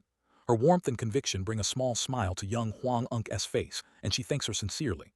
Suddenly, a loud blast echoes through the air, and panic ripples through the group. One of the girls looks ahead and, while realizing what's coming, quickly shouts for everyone to stay still. Immediately after, a massive wave of wind crashes toward them while roaring violently. Jiho, while realizing the danger, warns young Huang not to breathe it in, especially given her condition. However, it's already too late. One by one, the girls inhale the wind and they all lose consciousness while collapsing where they stand. Shortly after, monsters begin to appear. As they loom over the unconscious girls, many are picked up and taken away. A few others, however, manage to stay hidden. Jiho is one of them. From her hiding spot, she watches in horror as her friends are dragged off by the monsters. Trembling, she turns to Yang Huang and quietly tells her she must survive no matter what. Jiho urges her to stay hidden and promises that she has to find and call for a rescue team. Upon hearing this, young Huang starts to panic. She pleads for Jiho to stop doing what she plans to that while admitting that she's scared. Despite that, Jiho turns and runs out in the open while yelling loudly to lure the monsters away. She screams for the zombies to follow her. As expected, they turn and chase her. Meanwhile, Yang Huang remains hidden, but before long, a monster wanders into her hiding place. She stares at it in fear, her body shaking. Quietly, she begins whispering for help while begging anyone to save her and her friends. As the monster steps closer and smiles, she curls up and prepares for the worst. Just as the zombie lunges and attack strikes it down, it crashes to the ground. Right then, Hunuk steps forward and asks her if she's all right.